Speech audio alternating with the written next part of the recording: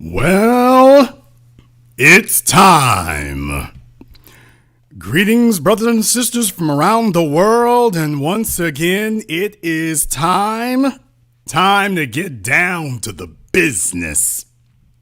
Now, I am, of course, your host, your brother, your humble servant, Mr. Jason Black. Glad to be with you all here this afternoon here on Mother's Day. And this will be one that you are going to want to share. You're going to want to be able to do that because we're live right now giving you the business and giving you a frank discussion about being a mother today and what it really means.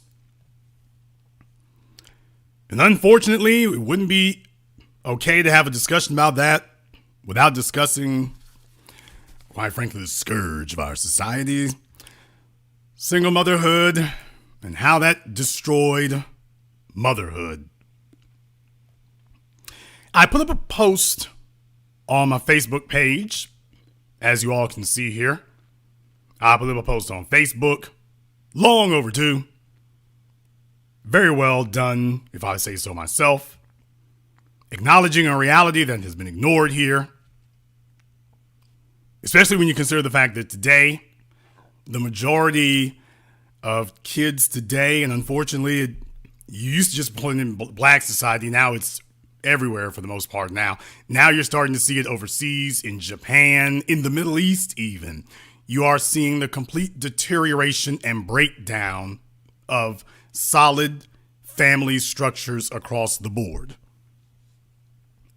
to be exchanged for this disorganized, chaotic, backwards, failed practice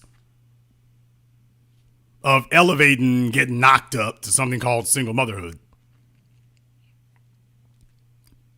So I put up a post here saying that, by the way, this Mother's Day, the real MVP, stepfathers who had to step in and try to give some semblance of a proper family structure because mama wasn't up to the task of making intelligent decisions. And when left to her decision making, Pookie and Ray Ray got the nod. And this is where we're at today. And I don't say this because it's minor. I don't say it because it's minor. I say it because it's a serious issue. If you are a female listening to this program right now and you see a single mom, go slap the taste out of her mouth because she is the single biggest factor in why you are alone today. Single biggest factor. Bar none.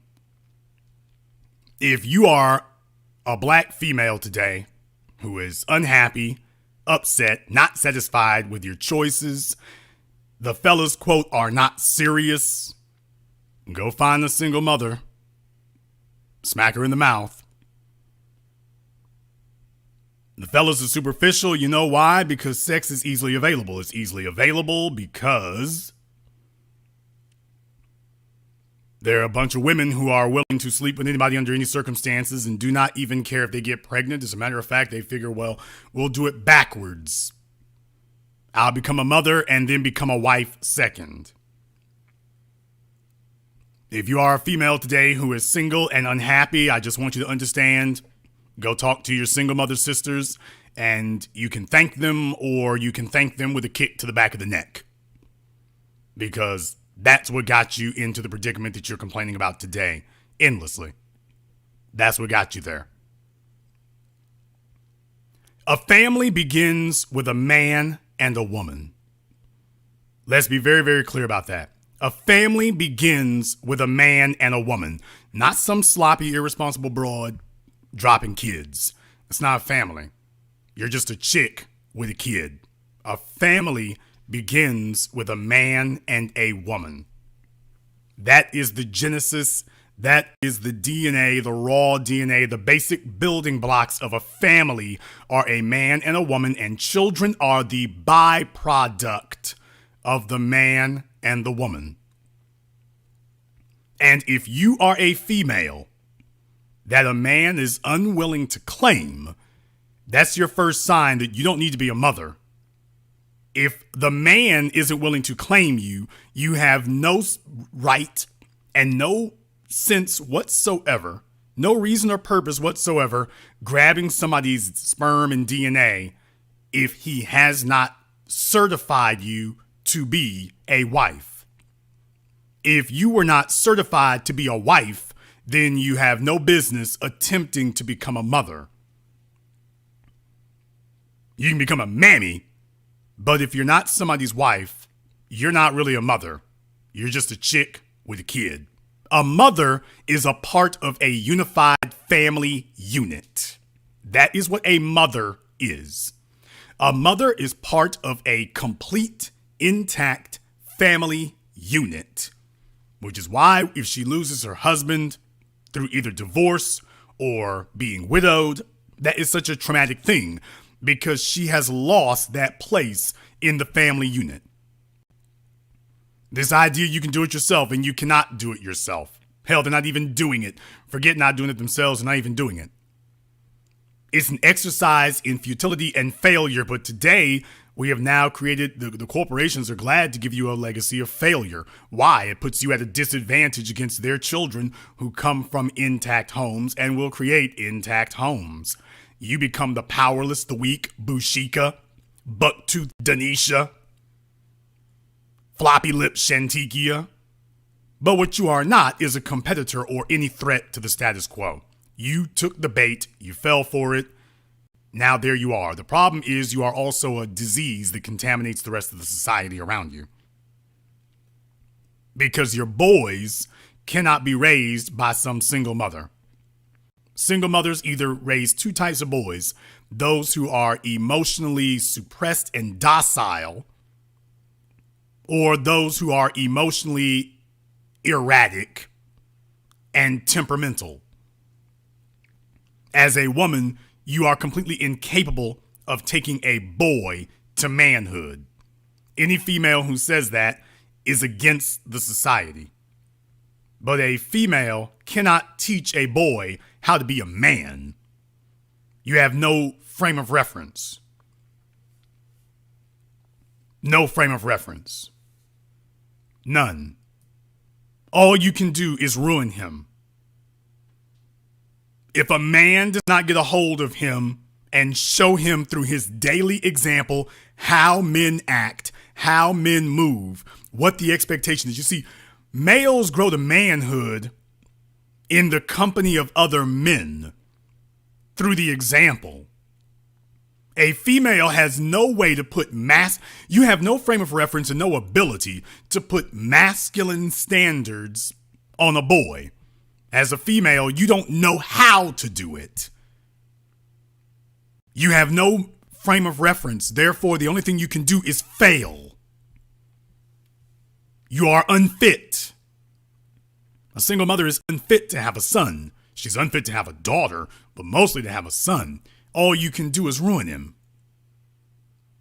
All the things that you don't like in a man, you'll put that in him, and then you'll find yourself gravitating to other people who don't have the very traits that you put in your son, which usually are the traits emulating his deadbeat daddy because he was emotionally weak, and now you've raised your son to be emotionally weak, but you despise him because he's emotionally weak. So you want someone who's emotionally strong. Ultimately, you want to be up under the umbrella of someone who is stronger, and your son is now ruined.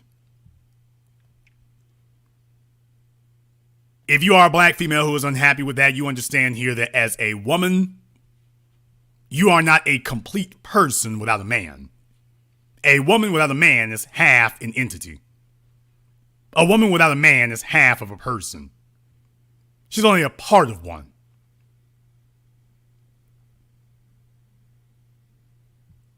I know, some of them are triggered. I know. Some are triggered. Reality, you have to understand, they have never actually had somebody tell them the truth. Now, they already know this is real. You see some of the single mammies are triggered in there. Yeah. Now, understand, they know what they're hearing is the truth, and that's the problem. It would be different if these were lies. They know it's the truth. Why are they triggered? If it wasn't true, they wouldn't be triggered. They wouldn't be triggered. But they are triggered because these things are true. They are absolutely true. They've watched as they've raised their sons badly, and what they really want, they've been told by society that they can bully the society and everybody else into not acknowledging the truth. So she can just ramble on, destroy everything around her, hurt children. Now, when you become a person who's okay hurting children, something you're supposed to click and say, wait a minute. But no, we've told them today that women have a right to hurt everything, destroy everything around them, including children, and call it motherhood. But you notice they're not saying it's untrue. There is no war on mothers. If you're a single woman with a child, you're not a mother. If you did not pass through the proper procedure of wifehood, if you have not gone through the proper protocol, then you are one of the slum brood mares. But you have to go through the protocol.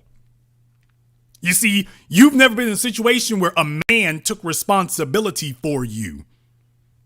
And that's what you're upset about.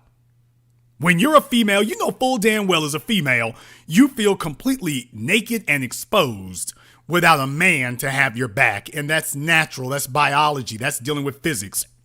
But what if you're a female who knows that you don't actually qualify?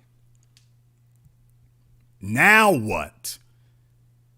If you know that you don't actually qualify, then of course you're going to try to define it down and dilute it and say, oh, you don't need it. And isn't it amazing? If you got kids by 2 and 3 dudes, you're a female who wants to have a man claim you. Oh boy, did I just say that? If you are a female with 2 and 3 kids by 2 and 3 different dudes, it's very obvious you are trying repeatedly and failing to get a man to claim you because you don't like that. Now, when folk call you out, you start demonstrating the criminal immaturity that got you left alone in the first place. Instead of you just shaking your head and saying, you sure is right, I sure do wish I could get somebody to claim my raggedy ass. Instead, you sit up here and think that you're going to just debate it and deny it, and they ain't right there. That's the mental and emotional illness we're dealing with today. Single mothers ruined motherhood because they got together in a group and have now overwhelmed the society with the disease of the idea that a woman can be happy with children and no man. The most miserable females you are going to find are the ones who are single with no man and children in tow. Those are the most miserable females you will find anywhere. There are no groups of happy single moms. There are not. They're not walking around happy and pleased and joyous and buoyant.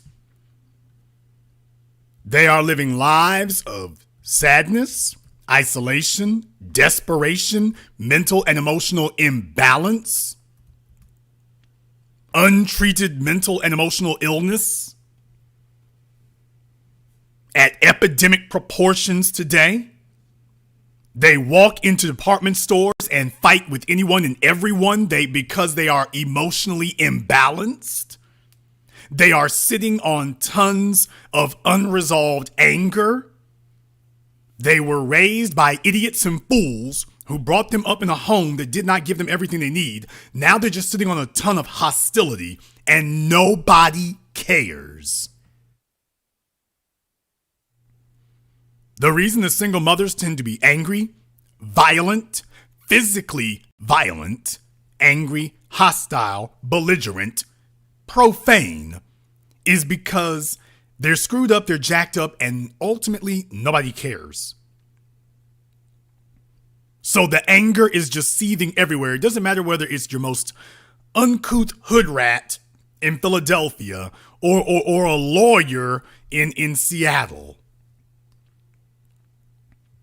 They are sitting on a ton of anger and animosity because they tried to force somebody to care and they attempted to steal a family. I want you to understand that. Single mothers destroyed motherhood because you now have the majority of females in black society. They attempted to steal a family. There's a brutal reality that single mothers need to understand. Maybe you don't deserve a family.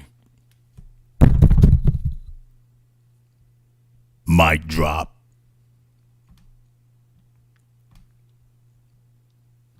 Maybe somebody needs to level with you. Maybe somebody just needs to be straight with you. Maybe you're not worthy of one. Maybe you completely lack the skills. Maybe you lack the temperament. Maybe you lack the judgment. Maybe you lack the value. Maybe you just don't deserve to be a mother. And that's why you were never a wife, because you don't actually deserve to be a wife. You haven't earned it. You don't know what it's about. You don't appreciate it. You're just not wife material. You don't belong. You just don't qualify to be a wife. You just ain't worth it. Think about that for a few moments there, because that's going to be very upsetting to some of you there. But maybe the truth of the matter is, have you thought to yourself for a moment here, maybe you just don't deserve to be a wife because you're not worth it. Oh, we're supposed to sit up here and just play around about it. Let's just be very, very clear. If a man hasn't certified that he wants to take responsibility for the semen that you encounter, that's your first clue. You ain't worth it. That man is supposed to make sure that he's secured you. If you're a female who says, let me get the kid, not the man, that's because you know all you can really do is perform the biological function of having a kid. You can't actually retain a man. Oh, hell. Did I really just say it? I really just did.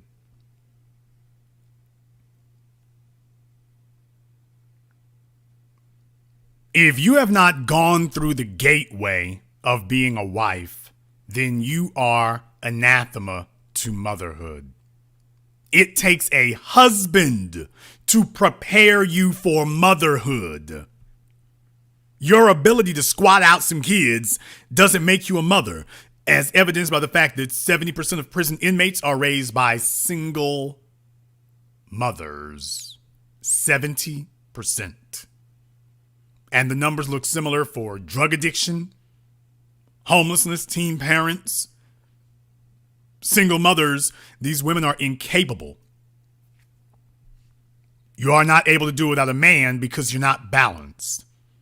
And without that necessary balance, everything else falls apart. There was an article here,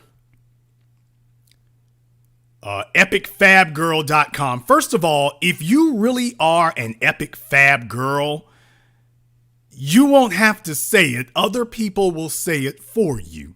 So another aspect and factor of the single mother disease of today, they go around congratulating themselves. No matter how screwed up and messed up things are, and what they do is they congratulate themselves for things that are not accomplishments. They congratulate themselves for getting up this morning. They congratulate themselves for, quote, being fabulous, even if she's broke, even if she's got STDs, even if she's homeless. Even if she's homeless, she will still tell you that she's fabulous. Think about that for a few moments. There's nothing about your life that anybody else would want to knock you over the head and take from you, and yet you're sitting around in big, sorry, pathetic groups claiming that you're fabulous. You're fabulous. You can be as triggered as you wish to be. That is not going to get you a ring. You can be as triggered as you like. That is not going to get you a ring. That's not going to do so. You can be as angry as you want to be. It will not get you a ring.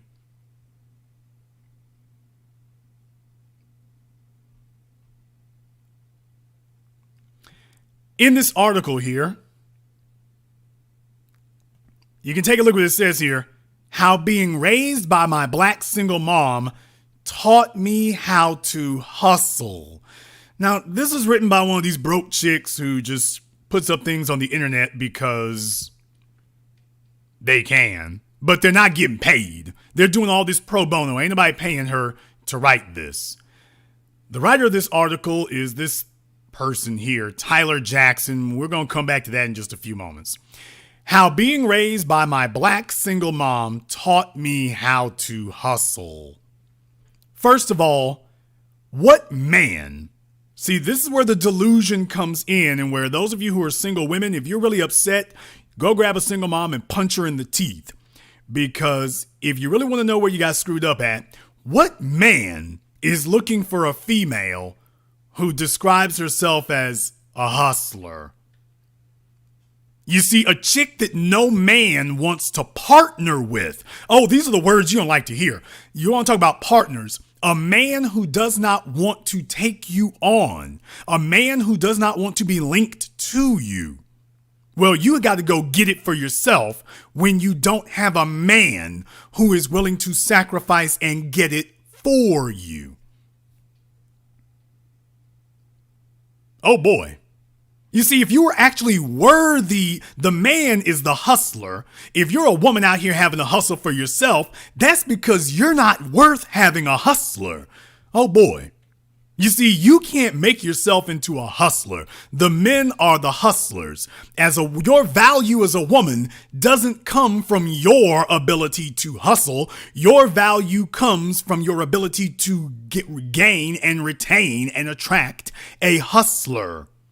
You have no value trying to preach about your ability to hustle. You have no value. A woman who can hustle is worthless.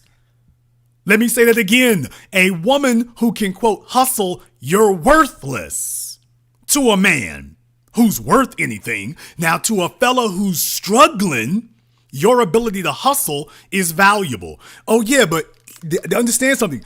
You're the type of guy that the women don't like, though. The fella who needs and appreciates a woman who can, quote unquote, hustle is because, his stuff ain't together. So yeah, he sure does like that idea of you hustling because he can't get it on his own. Now, a man who can get it and is earning at a high level and producing at a high level, he ain't got no use for a female telling him about her hustle. What does your hustle mean to a man who's a producer? What does your ability to hustle mean to a man who's a producer? See, what you're doing is you're comparing all men to that broke ass nigga that your mama was with, who got her pregnant with you and then left the both of your asses.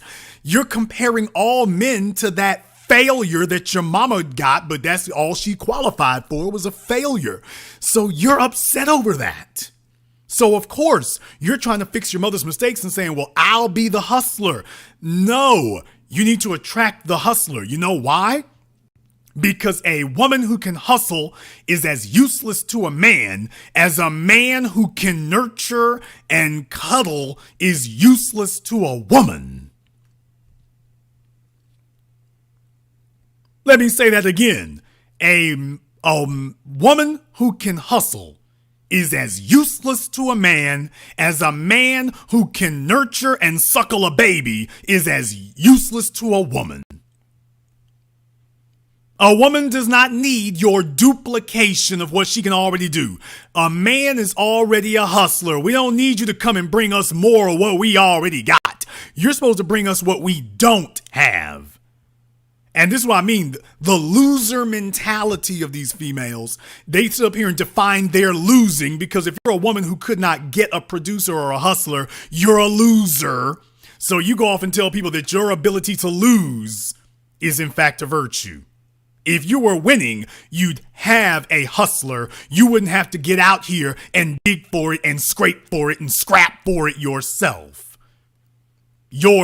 The fact that it is required of you to get your nails dirty and hustle, that's your first clue. The world is letting you know your value. Nobody's going to bring you a damn thing. They treat you like they do the men. Get out here on your big raggedy ass and go get it yourself. That is the definition of a failure. That's what it means to be a failure. You don't have to like it. Nobody's asking for your approval, but just so you know, that's what it means to be a failure. If you're a woman who's got to get out here and dig and pull it out the mud and grab it for yourself, that's failure. Because no man thinks you're worthy. No man thinks you are worthy. Every man looks at you and says, you just a nigga like me. Get out here and dig it up for yourself. Oh, you don't want to hear that part. The men are telling you, get out there and go dig it up on your own. You're not worth me going to get it for you. You go dig it up yourself. If you succeed, great. If you fail, that's okay too. And by the way, I think this is the writer of the article here. The writer of the article here, perpetuating the failed cycle. Fake hair, fake lashes. Your life is a failure. So you have to write blogs on the internet fantasizing that you succeeding. If you were succeeding, ma'am, you'd have a man there to validate that you are the type of woman that he wants. The fact that you were raised by a single mother and now you are a single mammy, there you go. Now, listen to this nonsense here. She says the single black mother is the backbone of so many communities. Yeah, the prisons, the penitentiaries, the county jails, the drug addiction centers, the methadone clinics. Yes, they are the backbone of several communities I can think of off the top of my head. And the catalyst to many success stories, and mine is no different. Now, first of all, if there is a success story, it is in spite of the single mother, not because of her. Single mothers overwhelmingly fail. So if the child is a success, it is in spite of you, not because of you. But once again, remember, they make up their own fantasy world, even though it's a complete lie. Well, can you all just play along with me? Then they get triggered when you won't play along. Now, listen to what this said. My mother was a single mother of 4, 3 being girls, and her sole mission was to teach us to be responsible, strong, self-aware women. She couldn't give us a lot of material things. Well, yeah, because she was sleeping with the damn block and didn't get nobody. A woman is not, children are not supposed to be raised by one person. They're supposed to be raised by 2 people. So yeah, she couldn't give us a lot of material things. You mean your mama was struggling? Your mama was bummy and struggling. And now you're trying to rewrite it now as a virtue.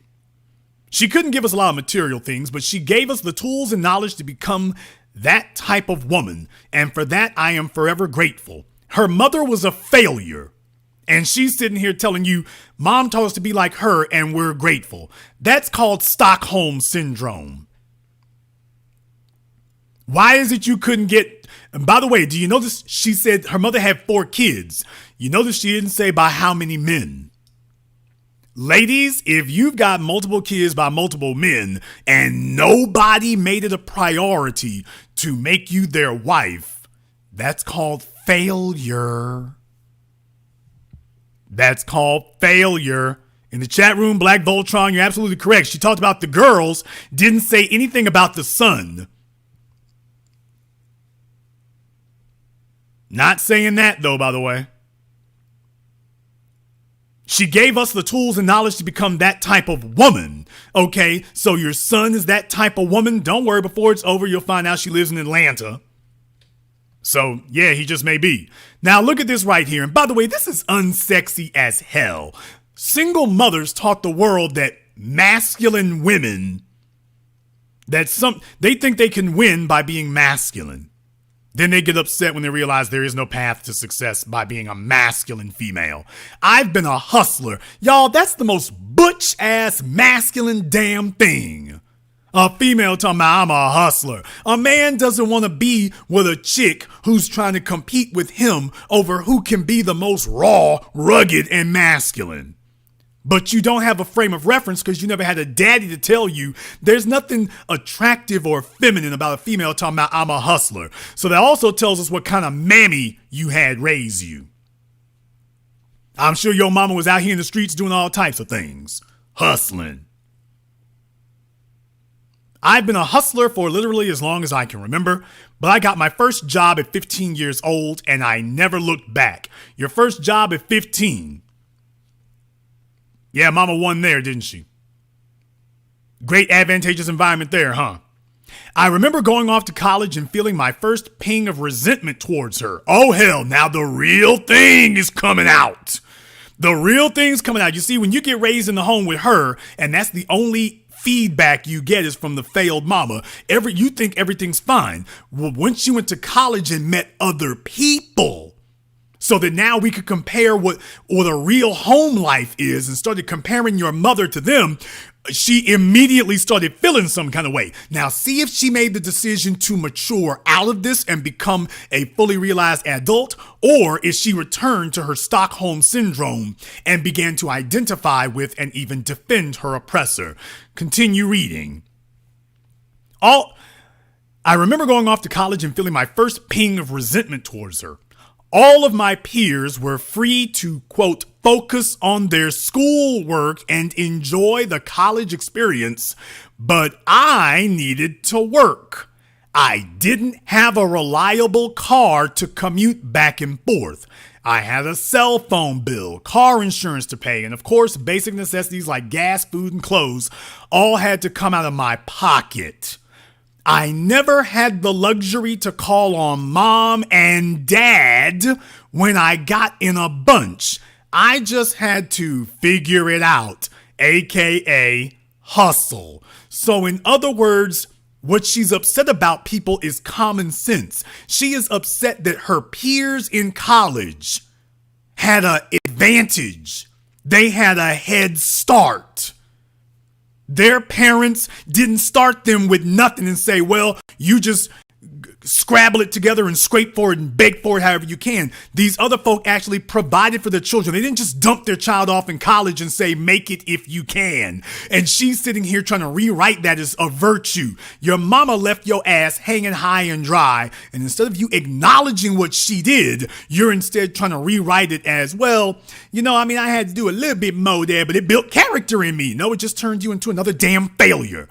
Children are supposed to be able to call upon their mom and their dad. And this sick, diseased-minded little person here, whose mind has been completely corrupted and diseased, is sitting up here telling you about the virtues of not being able to call upon your father for assistance with a college that you're supposed to get assistance with.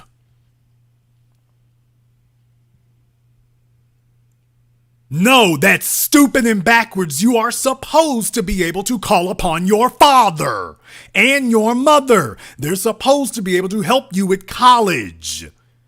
When she ran into other kids who actually had it the right way, she didn't sit there and say, you know what? I learned from my mom's mistakes. And it's probably because she was halfway down. She was not worthy and knew how to retain a man. So she's so poisoned and broken. We have these females from the land of misfit toys. She's so broken and cracked that she knows she doesn't qualify. So she's just like, forget it. I'm already a dead end. It's a fait accompli. I'm already a failure. It's already a failure. Now listen to this next part. I only spent a semester away from home because, quite frankly, I hated being broke. Does this sound like her mother was a healthy, helpful, beneficial experience for her? Does that sound healthy or beneficial to you? There are some of you who are just sick and diseased that you would think that this is healthy.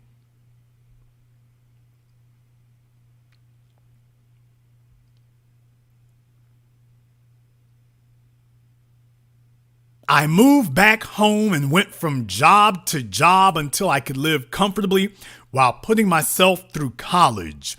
At one time, I had 3 jobs and I was a full-time student. I wonder how many jobs her mama had. I just want y'all to think about, these are questions that she doesn't have the courage to ask herself. I wonder how many jobs did your mammy have? How many did your mama have? You went to college and at one point had 3 jobs and no children. Your mama had 4 kids. How many jobs did she have? By the way, it quickly went down to 2 jobs, she says. So now she's inflating her credentials. Remember, single mothers exaggerate everything. They exaggerate how positive they are. They exaggerate how effective they are. They exaggerate what they do. Let them tell it. They were holding 5 jobs in 6 different areas and working 29 hours a day and didn't have a wink of sleep and were just walking around like a zombie for 4 straight years and got it, quote, done on my own. They lie and fib and exaggerate and bluff everything. Just understand that when you ask them what they did or how it went, they're going to put the spotlight on them and then claim they got everything done themselves and that they were doing the work of 5 people. But if you were really doing the work of 5 people, shouldn't you have the results of 5 people? Excuse me, ma'am.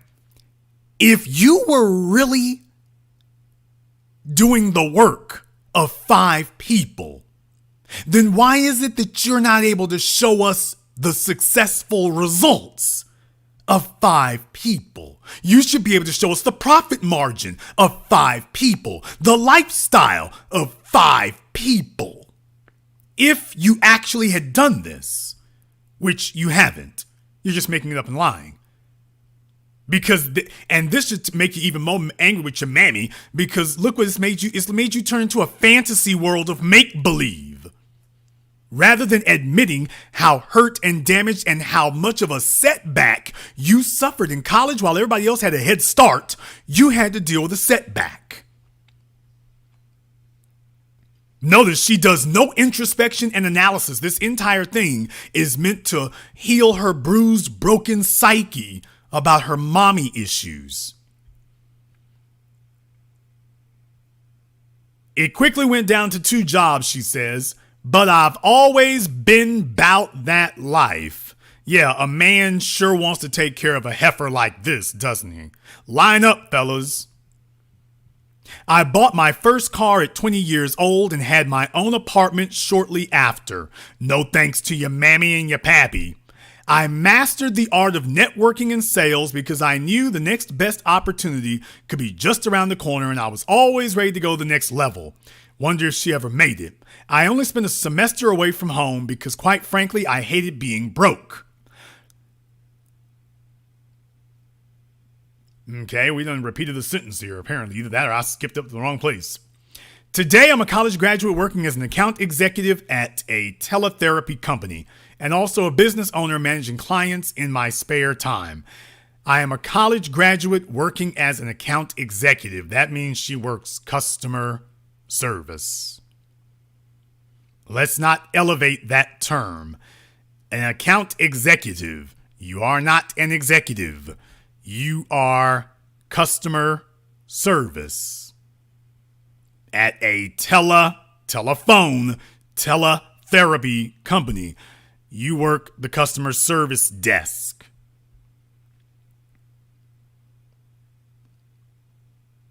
Quote, I love my life.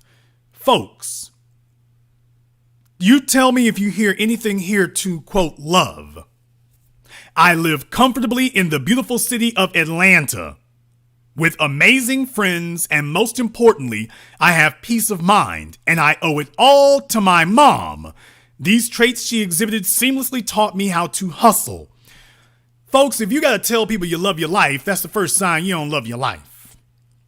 I live in Atlanta with amazing friends. Notice she doesn't say I have an amazing relationship with a man. Do you see how she's trying to sit up here and pretend she's okay? Ladies, y'all have to stop living in a life where you are smiling while you're crying. She hasn't named a single thing to love. Living in Atlanta is not an accolade. If there were any accolades or benefits of living in Atlanta, she would have named it. I live in Atlanta and I have some friends. I have peace of mind. You don't sound like it. She goes on to say here, she taught me resilience. This is probably one of my favorite characteristics about myself. Narcissistic much? She taught me resilience. This is probably one of my favorite characteristics about myself. The biggest single mother trait is they are narcissists.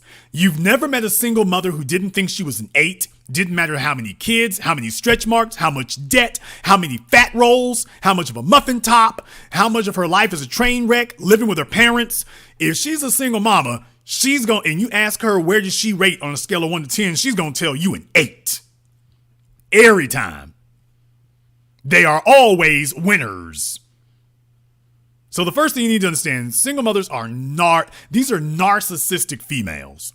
So it becomes impossible to coach them because they always think they're the smartest person in the room. And even as they continue to fail, they're like, okay, I stumbled a little bit, but I'm on the right track, even as they're going deeper and deeper into the quicksand. And once they're in over their heads in quicksand, it's like, oh, I meant to do that. Okay, you meant to drown yourself and die down here? Amazing. Now, I've learned the importance of self-care in the past few years, so I might give myself a day to cry and grieve. But then I'm back like I never left. Did you all hear what I just said a few moments ago? Ladies, you all need to quit crying through your smiles or smiling through your tears. You need to quit doing that. You all need to just admit. Listen to me, little Miss Big Head, Hard Head, Dumbass, Idiot Girl. You need to admit that you're hurting. You need to admit that you're missing something in your life. You need to admit that your life is incomplete because you have failed. Like your mother, you have failed to acquire a man who is going to walk this road of life with you and complete you as a person. Being your mama's daughter is a beginning. It's not an end. Your psyche is broken and stretched and cracked and frayed because you are half of a female, which is why you're sitting up here crying your dumb ass to sleep, trying to pretend you are okay when you are so obviously not okay. You don't like your hair. You don't like your eyelashes. You have drawn your eyebrows. You're using contouring makeup, waist trainers, and you have a kid because you knew you couldn't keep the man. So you said, well, at least I'll have somebody to be my companion and my little buddy. And in the process, you have infantilized yourself. Single mothers are typically infantilized. They have a childlike demeanor, a childlike immaturity. At best, they might make it to teenagehood, but they don't really progress maturity-wise beyond that. They don't mature beyond it. They just stay in this state of perpetual teenagehood. Because you never had a man as a husband. Your father brought you to teenagehood. It is the man that he gives you to next who will make a woman of you, and specifically make you his woman. Otherwise, the process is incomplete, and you are a broken, defective, incomplete mess. Which is why, when the truth actually comes out, you have to admit, you have to give yourself a day to cry and grieve. Which is what I told you all before I even read it there. By the way, you are so broken and so hurting that you love your life so much. By the way, wasn't she just sitting here a few moments ago? Remember what I just said here a few moments ago? Oh, I love my life. Oh, you do? Huh? I love my life. Yes, she loves herself so much that she's got to give myself a day. I'm highlighting this, a day to cry and grieve. People, can we stop pretending that there's anything healthy about single motherhood? Can we stop pretending that single motherhood is anything other than a horrible, distressed, painful, excruciating, tormented existence. How can you get better if you keep telling yourself you ain't in trouble? Single motherhood is a damn drag. Single motherhood is the pits. Single motherhood sucks. And the children who grow up under it, it's the pits and it sucks for them too. Let's stop pretending.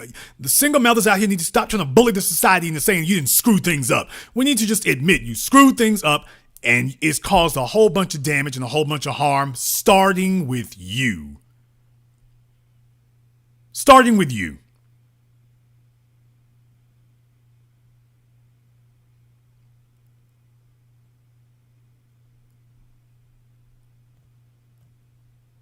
This is pathetic. It's pathetic because she's saying that she's okay, and then turns right around and tells you what I said. You're not okay. And this is what turns you into a demon, replicating what your mother did. If you were a decent person, you would be rejecting what your mother did and saying, I'm hurting. You're not doing that. You're instead claiming everything's all right. And so when you get your hands on another little girl, you're going to harm her and damage her the same way and claim that she's okay too. No, she needs her father as much as you did, and it's too late for you. But it's not too late for her. But understand, single mothers do not care about children. Narcissism does not care what the harm is that comes to a child. They step over the dead bodies of children, literally at abortion clinics. They step over the dead bodies daily.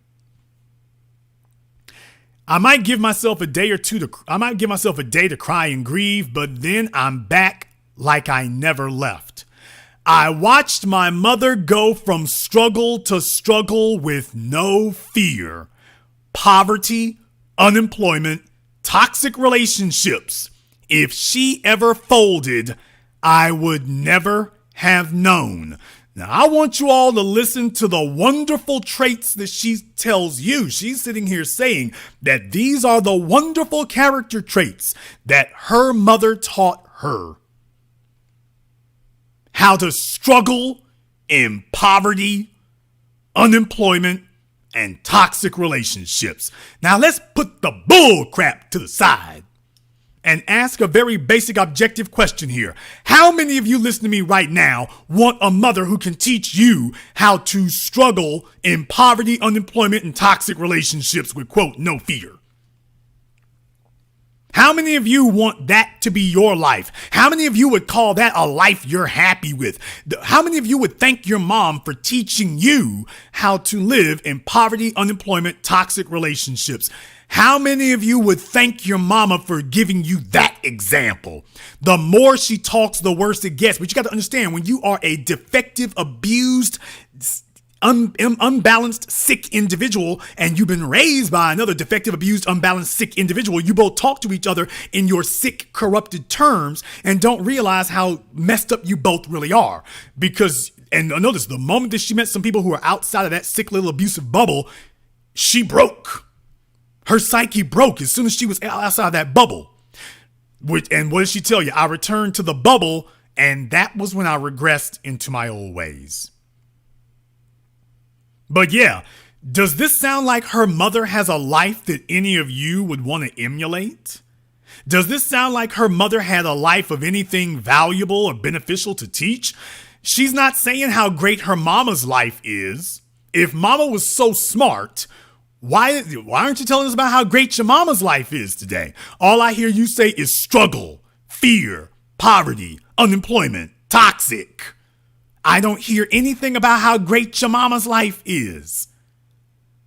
In other words, that meant that her mama was a loser. Her mama crashed and burned. There is no happy ending. Mama is sitting there in her Section 8 apartment to this day. The daughter doesn't have any good news to give us. And rather than admit that this is a bad thing, the daughter has doubled down. She goes on to say, this trait has helped me immensely in my journey. I knew early on that obstacles would present themselves, but she taught me that worrying, crying, and complaining does nothing. Oh, really? That does nothing? Well, interesting, because you're still crying and grieving.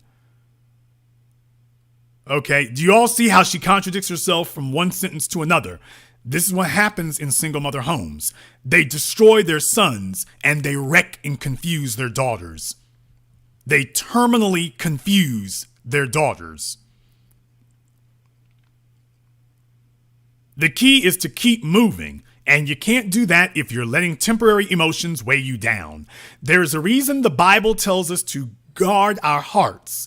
Keep those emotions at bay and remember who is in control. Keep those emotions at bay. Are females supposed to be focusing on suppressing their emotions and, quote, remember who is in control? So in other words, you are a female who does not qualify for a man, so you have fabricated a man in your broken psyche. That's Psychology 101. Oh, I know some of y'all ain't liking it here because you single mamas, you sitting home and you screwed up and struggling too. And it's like, damn, that nigga is hitting too close to home.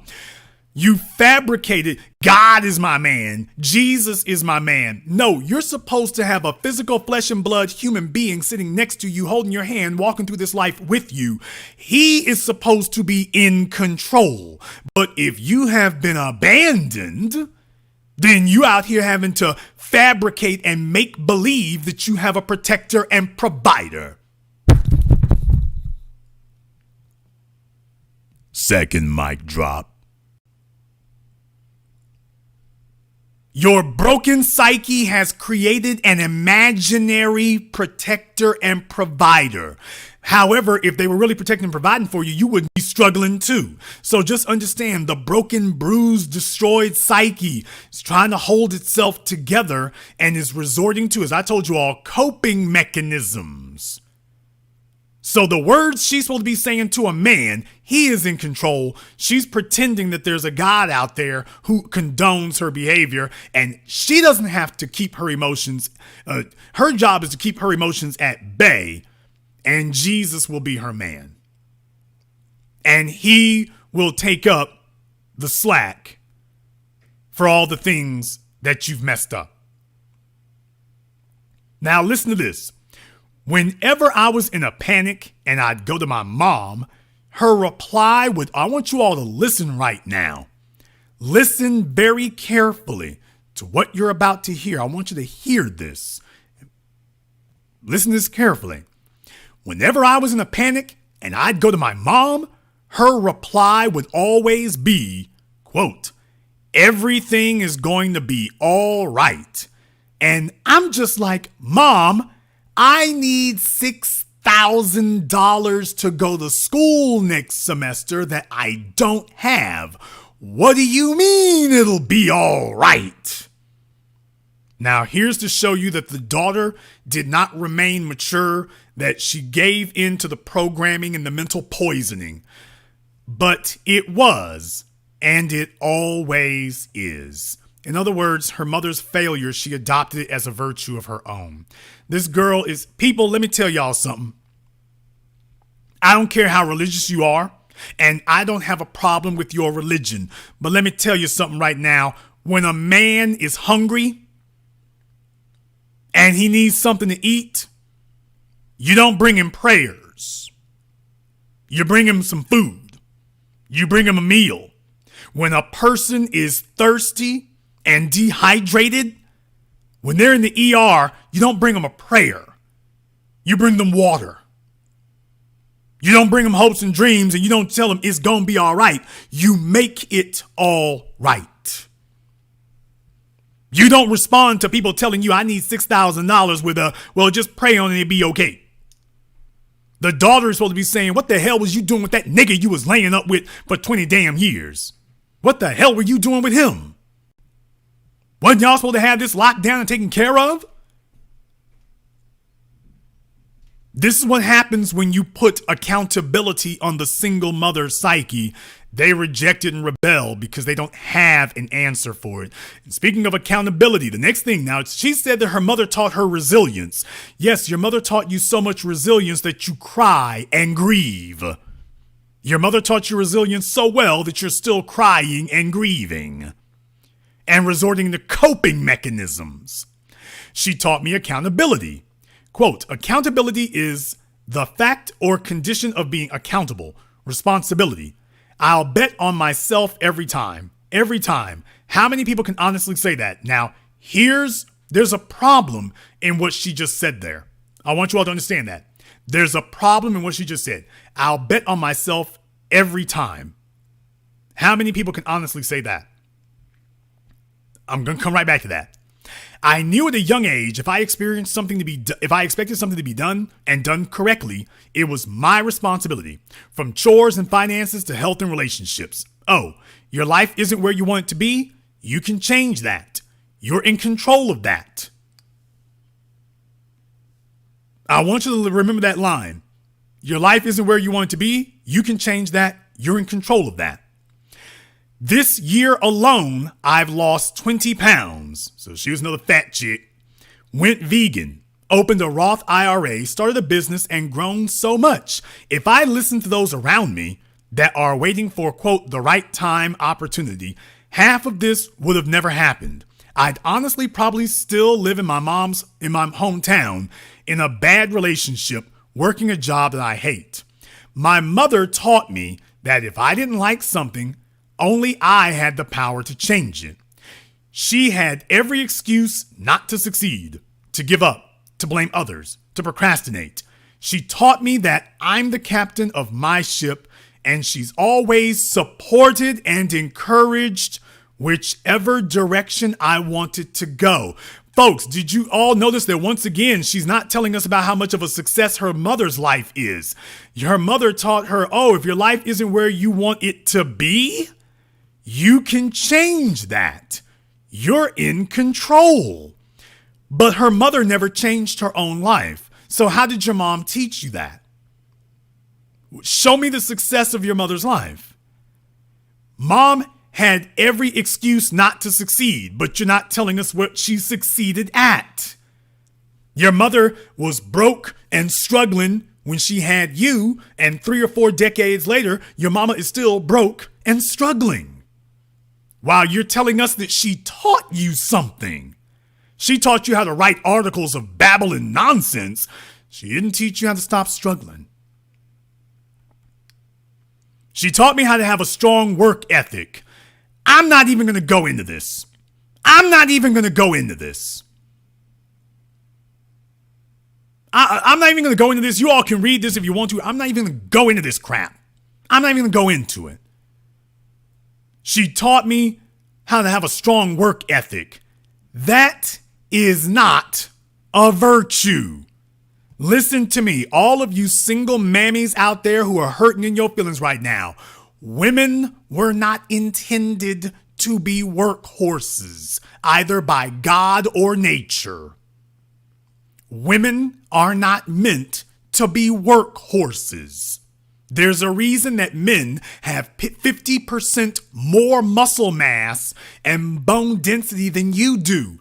You're not intended to be a workhorse. And by the way, your definition of workhorse isn't even a workhorse, by the way. Y'all have little light, piddly ass little retail jobs and desk jobs and call that work. I tell you to pick up a 50-pound bag of cement and you would literally have a coronary. A woman has no value as a workhorse. That's a masculine trait. You're not equipped or qualified to be a workhorse. So when somebody says you got to be a workhorse, understand that's another diss on you. Where's your man to work for you? And of course, she quotes scriptures. Isn't it amazing? All these single moms, they love quoting scripture. They don't like quoting the parts about don't commit fornication, bastard babies. Now, those parts of the Bible, they just bypass that. But they sure do love the rest of that. She taught me how to have unwavering faith. So her mom was one of these church sluts. Oh, did I say that? Yeah, I sure did. I sure did. And by the way, you can see her sitting there. The part in her hair is so damn big up there. They got these weaves in. The part in their hair is so damn big. It's embarrassing. If you had a man to claim you, If you had a man who claimed you, you would look like a woman who's claimed. You see, a woman who's claimed doesn't go around talking these masculine things that she has to compensate for these masculine things that a man isn't doing. She's got a man who does that. Take a look at the way she dresses. Oh, that was a man who put the game in you. Take a look at her jewelry. Take a look at her hair. Oh, there's a man who is present to make sure that you understand what that is. There's a man present for that. That's the point. There's supposed to be a man present for that. If there is not a man present, we have to accept the reality. You ain't worth it. So many of you are attempting to salve your broken, bruised, bloodied egos as opposed to facing the reality. Maybe you're just not worth it. So while you're dealing in all these coping mechanisms, you know this is not making you happy. All she can talk about, this entire article was just a litany of all the things she's suffering and trudging through, and it was just me and my mama. Okay, because your mama ain't got a man, and guess what? Now neither do you. Another single mother writing articles on the internet. Your mama is alone and made you her companion. Now you are alone, and as you go into your middle-aged years, you are now your mother's companion. But you know what you don't have? You don't have a companion of your own to elevate your value, to enhance your life, so that you can say the most valuable thing that a female can. I am validated as a woman because I have a man who is willing to sacrifice all for me. That is what gives you your value as a woman, when you have a man who is willing to sacrifice for you. If you don't have that, you don't have value as a woman. You don't. Until you found a man who's not just says it, but proves it through his actions that he's willing to sacrifice for you. That's what validates you. Single moms ruined motherhood because they have polluted and contaminated the environment with the lie that you can become a fully fleshed out woman with no man. Meanwhile, all you have are a bunch of broken, busted, psyche, bust down broads out here, stumbling and bumbling their way through a pitiful, pathetic, miserable existence, devoid of meaning, purpose, value, or happiness. Which is why all they can really do is sit around and trade their struggle stories of masculine compensation. How pathetic is that? Sitting around with a bunch of other females talking about how masculine you all are and how much you all done had to go through and how you done struggled and it was so hard on us over years. Yeah, that's the definition of pathetic existence. There's supposed to be a man there to give you meaning, and instead all you got is a whack job. And that's it. Hell no, give it up to the stepfathers. Give it up to the men who stepped in for kids who aren't theirs. That's the MVP on Mother's Day. Though the single mothers have destroyed it. I'm sending a shout out to the fellas who at least stepped in there. At least they stepped in. There'll be something resembling balancing the equation. Shout out to y'all. But enough from me. The telephone lines are now open. The number is 646-787-1933. That's 646-787-1933. Your personal access code to the Blackest Radio program that laid the foundation upon which all these others are going to be saying what I'm saying tonight. They'll be saying it next week and the week after that. Don't worry, all of my copycats and posers, they're all tuned in right now. They're furiously taking notes. They need to be. In the chat room, if you have had a dispute to make here, Mike B and anybody else here in the chat room, they need to go ahead and give us a call.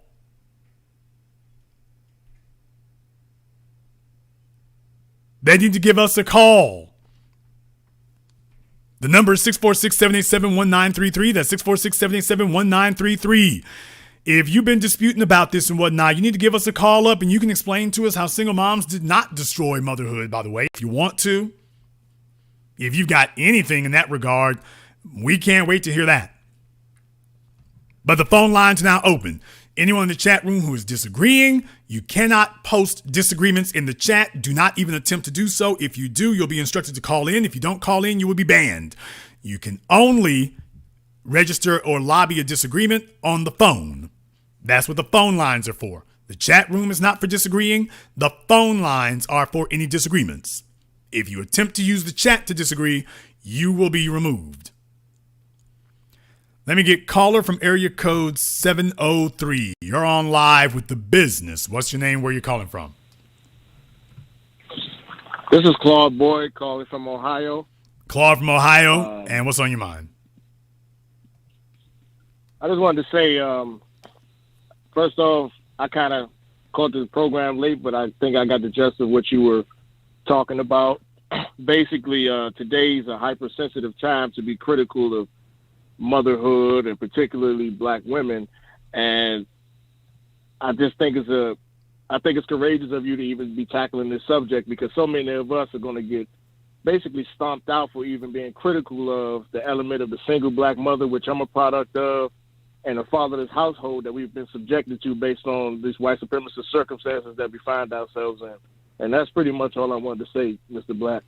Thank you very much for giving us a call here tonight. Please do give us a call again. By the way, I want to open up the phone lines. I want to open up the phone lines for the females tonight.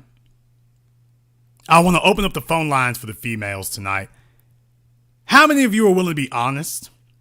Can we just be honest here? How many of you are willing to be honest and admit that your childhood was incomplete, and as a result, your adulthood has been seriously harmed because you didn't have your father in the home to be an example to you?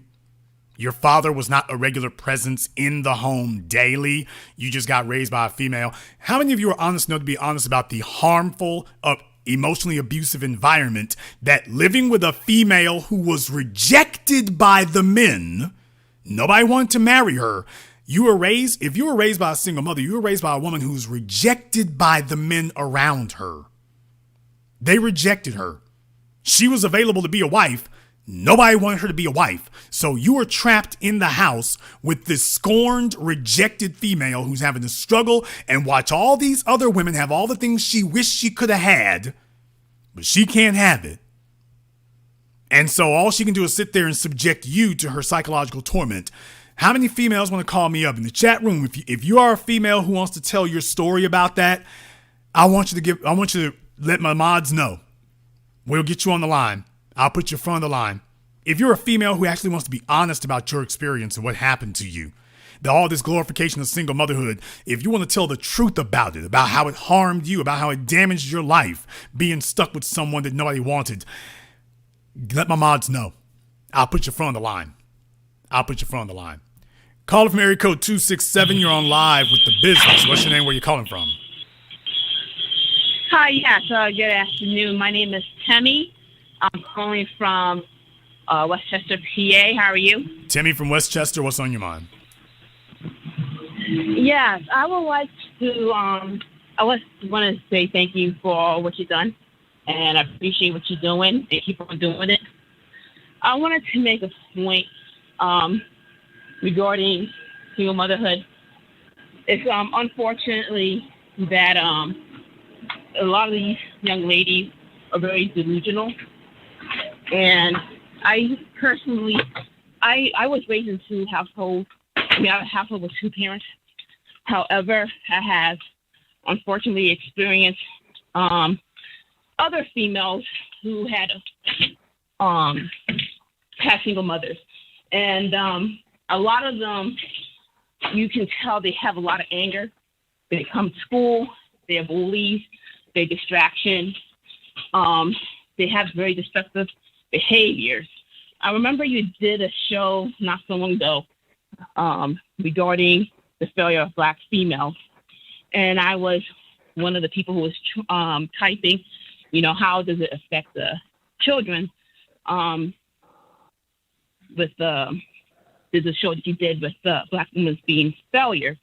And the reason why I was typing that was because one of the biggest failure in the Black community is a lot of Black females not admit that single motherhood is destroying the Black community, and they won't admit that it's their fault. I know girls who were raped by their stepfathers. I know girls who the mothers resented them. I remember a young lady in high school. She used to tell me how her mother used to say she was black and ugly like her father. She's nappy-headed like her father. She used to get abused by her mother. And there was nobody to protect these young ladies, and I do feel sorry for them. However, they need to break out of that spirit of that spirit that the mothers put into them and try to do better for the sake of their own children that they're going to have. Well, So assuming, of course, they have you. the option of doing that, because the real problem is once they get so far gone, they will be unfit, because boys raised by single mothers don't want the daughters of single mothers. They'll sleep with them, Right. but he will never transition to want to value you enough to be protector and provider. Thank you very much for giving us a call. Sounds like she's calling from Home Depot. Folks, if you got someone else going in the background here, call back some other time. Caller from area code 702. You're on live with The Business. What's your name? Where are you calling from? B1 Jason. This is Michael calling out of Las Vegas. Michael out of Las Vegas. What's on your mind? Yeah, I just wanted to second you giving a big ups to stepfathers, because I'm someone who's from a Section 8 household, single mom. I'm actually the baby of 7 children total. So I got 6 other siblings. I'm the last born. And by how many fathers? I had a stepdad. Oh, sorry, go ahead. By how many fathers? Well, it's my dad. And then I know my mom she's passed away now, but she had two other by the time I was born, the other dads for my other siblings, I haven't had a chance to meet them. You don't know how many there are? My point, I know there's 2. Really? I know there's 2 other dads that my mom had children by, but but I guess I really wanted to talk about I had a stepdad, and he took me bike riding, fishing, got me my first gaming console, and I feel like without him, even in my adulthood, even now, he even supported my business, even as an adult. So I just want to give a shout out to him. I think he just passed away last year too, and you hit the nail on the coffin with stepdads. I don't think without him, I don't think I'd be where I'm at today. Ain't no telling how it would have turned out. Well, I'm glad to hear that. I'm glad to hear that at some point, at least you had the ability for somebody to fill in those gaps in a beneficial way, since clearly other folk were not doing that for you. And hopefully you will replicate the positive aspects of what you received and pass that on and let the insanity that the previous generations had die with them. Thank you very much for giving us a call tonight. Let me get caller from area code 504. You're on live with The Business. What's your name? Where are you calling from? Michael, New Orleans. Mike from New Orleans. What's on your mind? Jason, black women didn't destroy single motherhood. Uncle Sam did, because all them hoes got to do is stand in the line, and they get free food and free housing. Well, certainly the government financed it, but there is a brutal reality that we have to accept, brother. If you and I went to Ireland tomorrow morning, Norway, Scandinavia, Sweden, and offered to pay the women over there $1,000 a month to have bastard kids and not marry, would they do it? No, they wouldn't. And yes, anybody who wants to give me the statistics about single motherhood over there, that's not my point. My point is, you and I, as a foreign entity, they would be anathema to us. They would not let us do that. You see, you have to get them to agree to this Faustian bargain. You would have to get them to agree to it. And they would never agree to that. You and I couldn't go to Mexico and turn Mexican women against Mexican men. It's not going to happen. Doesn't matter how much money we have. You can't go to France and turn the French women against the French men. Not you and me. Not you and me as two Africans. We can't do that. You couldn't do it in Spain. So when you see it happen, just understand you're complicit. You have to agree. If you're not agreeing, if you don't make the decision to comply, then it doesn't happen. Thank you very much for giving us a call tonight. That's a painful reality to accept, but that is the reality.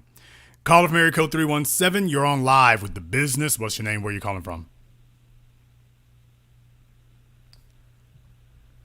Caller from 317 has been abducted. Caller from area code 267, you're on live with The Business. What's your name? Where are you calling from? Okay. Folks, if you have already called in, you do not need to call in again. Caller from area code 215, you're on live with The Business. What's your name? Where are you calling from? Hello, this is Marie. Hello, Marie, and where are you calling from, Marie? From Philadelphia. Marie from Philadelphia, and what is on your mind? Yeah, this is a very touchy subject, actually. My mother, she was married. I have another older sibling, and she was married to to her dad. She was not married to my father, but she did get married afterwards. I had a stepfather, but it was. And what was that like? As an adult, what was that like? I'm sorry, say that again. What was that like having a step? Now you said the stepfather. Now she had a child with the stepfather. No, she never had a child. And my father has always been in my life. Grew up in Brooklyn, and he was always in my life. He didn't live far from us, so I saw him just about every weekend. That wasn't. I couldn't even imagine how it would have been in a household with them, because he's another. I'm very nervous. I'm sorry. He's a whole nother subject, but it has caused a lot of resentment between me and my mother. There's so much unresolved issues because she now has dementia, so I will never get answers. I'm sorry.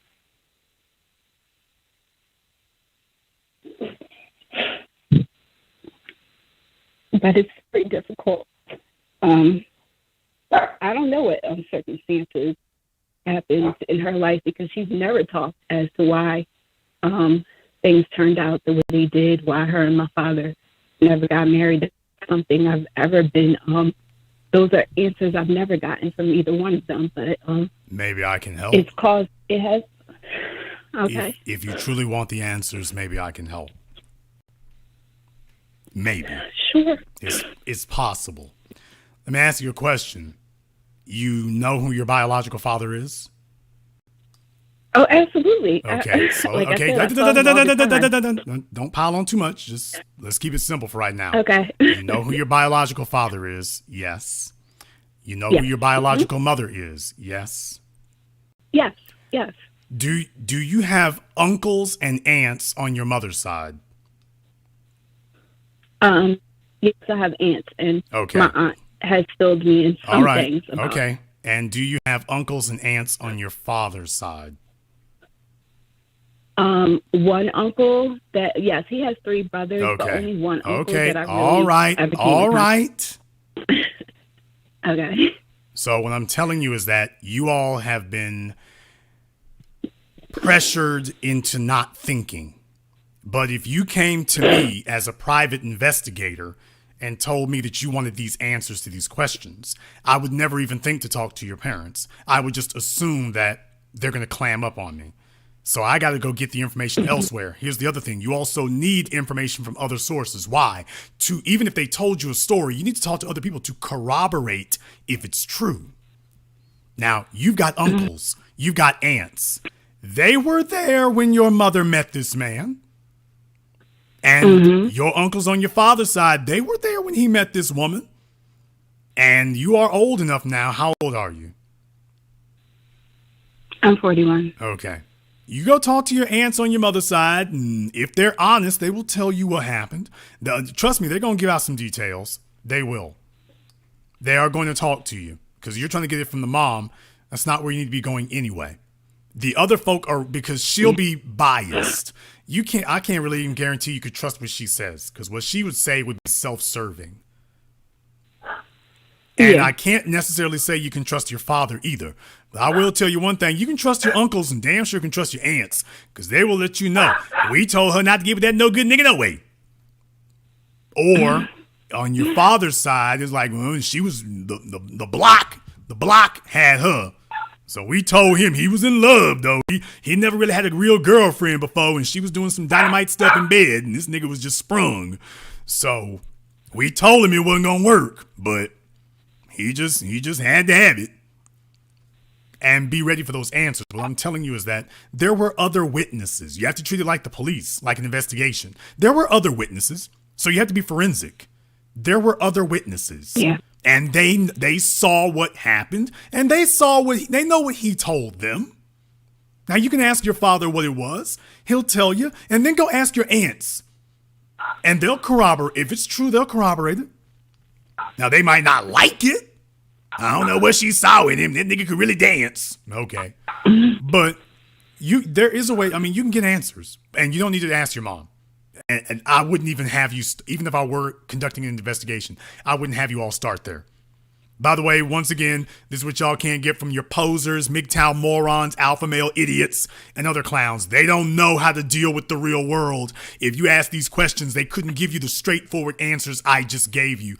Anybody listening to me right now, by the way, you are welcome for the game, but it's not game, it's the business. If you all want the real answers about your parents, go talk to your other relatives. Go talk to your grandparents, the folk who are old enough that they ain't got no reason to lie to you. And they ain't got no secrets to hide. The children are now grown, and they want to know what the hell happened. And you are big enough that they can tell you straight what the hell was happening. Because they know if you're asking the questions, then you already suspect what they already know. They just want the biggest fear that we have is turning the children against their parents. That we're going to tell them something that they may not know that will turn them against them. But if you're asking questions, well, you've alleviated that burden. You're already asking, which means, oh, she already suspects or she already knows. All I'm doing is corroborating it. But you've got other relatives. Talk to them. Mm-hmm. Ask them. Was your father in the military? Before I was born. Okay. So there's documentation. So now I know how your mama met your dad. Now I know how she met him.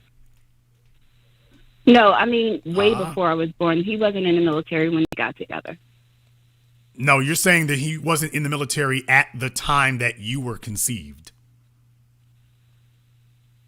Correct. And yes. I don't know 100% certainty. Dear, listen to me. Yes. How old are you? Okay. I'm 41. Okay. Y'all got to take the rose-colored damn glasses off. You cannot believe anything that they have said to you. You got to go confirm it. They're going to tell you what they think, sir. I said this before, which is why I'm saying it to you again. They're going to give you the version of the events that best serves them. Puts them in the best light. Whatever their feelings were about the relationship, they're going to relay the events to you in the way in which corroborates what they feel. It's your job to go find out what the facts are. Well, my dad was in the military, but before me and my mom got together. Listen to me, and I don't want to get off in y'all's business, but since and I have a thing about folk trying to dispute me when I'm trying to help you. Baby, you don't know how long that man knew your mama? You're just telling me you're trying to triangulate from conception and what they told you. You don't know if he was just laying up with her for a damn decade before you were born. You don't know that. And ain't none of your kinfolk. My sister is only 5 years older than me. Ma'am, none of your, okay, what does that have to do with what I just said? Tell me how that invalidates what I just said. Tell me.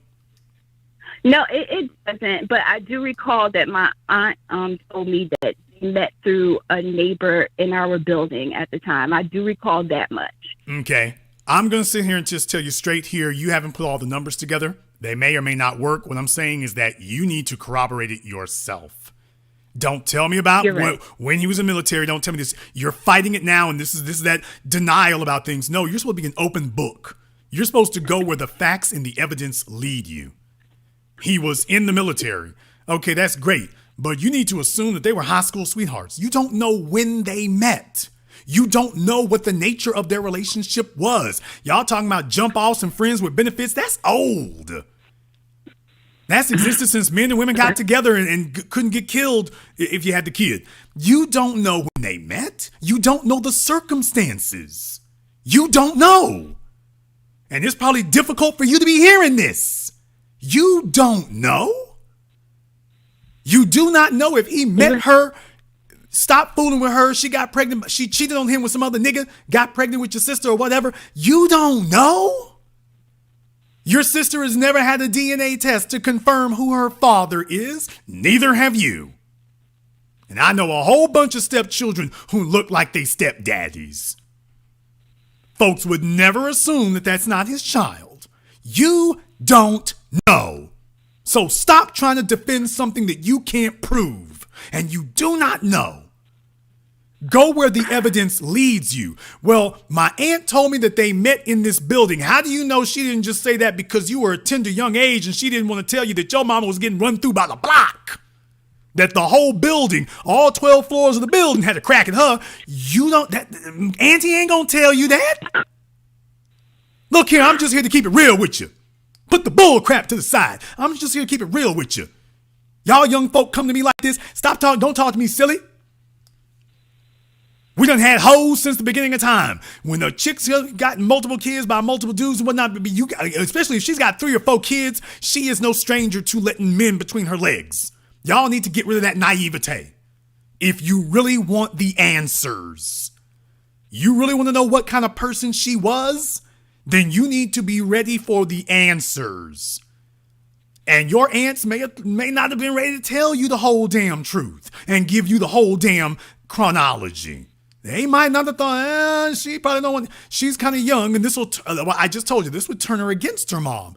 I better not say this. Maybe one day, who knows, but not like this. Not like this. So what I'm telling you is there are numerous avenues you can go down. Think like a private investigator. Were they in the military? Were they a state employee? They got other friends and relations. There are things you can do and find out about to be able to get answers on that. There are things you can do to find out about that if you want to know. But don't sit up here and start defending things you can't, that you have not actually proved or corroborated. You do not know. If you asked me about, you said, I wish I could find out. I'm telling you how to find out. But you can't find out if you're walking in the door saying, well, these are the right answers over here, and I've already got the answers. You can't find out what the truth is if you're telling me you already got the answers. Now, let me just ask you, do you think you already have the whole story? No, and I think my concern isn't even so much about that. I was calling him more as, the way my relationship is even. I think it should be because very clearly it's still bothering you. So I think it should be. Quite honestly, it bothers me it bothers me a lot about.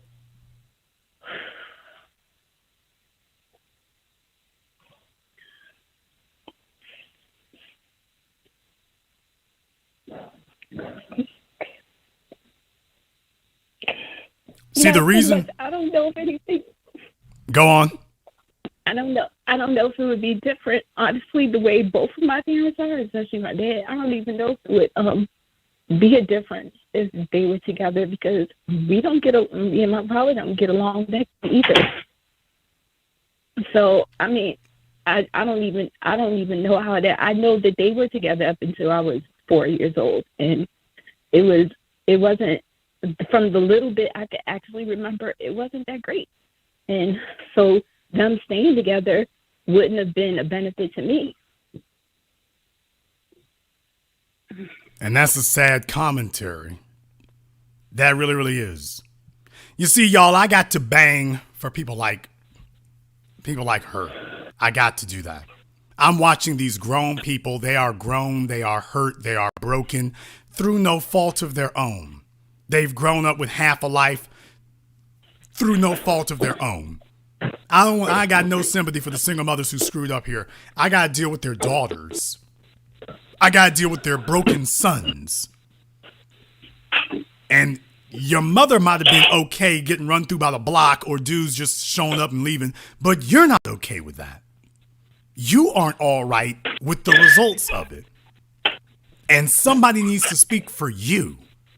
Somebody got to talk for you. Somebody has to let the world know that perpetuating this on people like you is not okay. And that we're not going to sit here and ignore the harm that has happened to you. You've really been harmed. Somebody needs to acknowledge that you've been hurt. And that it is not okay to perpetuate this vicious, evil cycle. Somebody got to do that. And, you know, it's not okay to embrace hood rat culture because these chicks will sit up here young and sitting up here, you know, and laying up with the block and Cardi B and every damn thing else. And then the dude sits up here and get her pregnant and be like, well, damn, I wasn't really trying to have no kid like that. I mean, I wanted to lay up with your mama, but I wasn't really trying to have no kid like that. But I mean, it just kind of happened because I got drunk that night and didn't think we'd already been having sex with no condom. So she told me she was on the pill or I was drunk or whatever. And there you are. But I didn't really want no kid like that. But once they told me you was there, I'm going to take responsibility for it. But I didn't really want no kid like that. That's most of them. Most of these bastard babies today, dude didn't really want no kid like that. But DNA makes it impossible for him to not claim you. So now he just got to deal with it. And now here you are as a grown person. And it's like, well, how in the hell do I sit up here and what in the world am I perpetuating? What do I do here? What do I do with folk pretending that what's happened to you is okay? And I'm here to say, I'm pulling the cover off these lies. What's happened to you is not okay. And even if you don't have the ability or the wherewithal, or shall I say the strength just of yet to be able to articulate it cold-blooded like I am, I'm here to be your voice for you. I am here to be your voice in the abusive environment that you were raised in. Go get your answers. And then after you have your answers, I expect you to close this cycle. I mean, I'm married. Then I mean, you may not have the your best, so we work. baby. Let me tell you something. Ain't no such thing as a perfect marriage. There's no such thing as a perfect anything. The best you are going to get, listen to me, the best you are going to get you somebody who fools with you for real and you fool with them for real. Yeah. And y'all work around each other's quirks and each other's ways about things. You get you somebody who's got your damn back. I can show you a bunch of men out here right now married to a chick, and if her car broke down, he'd tell her call AAA. If she got AAA.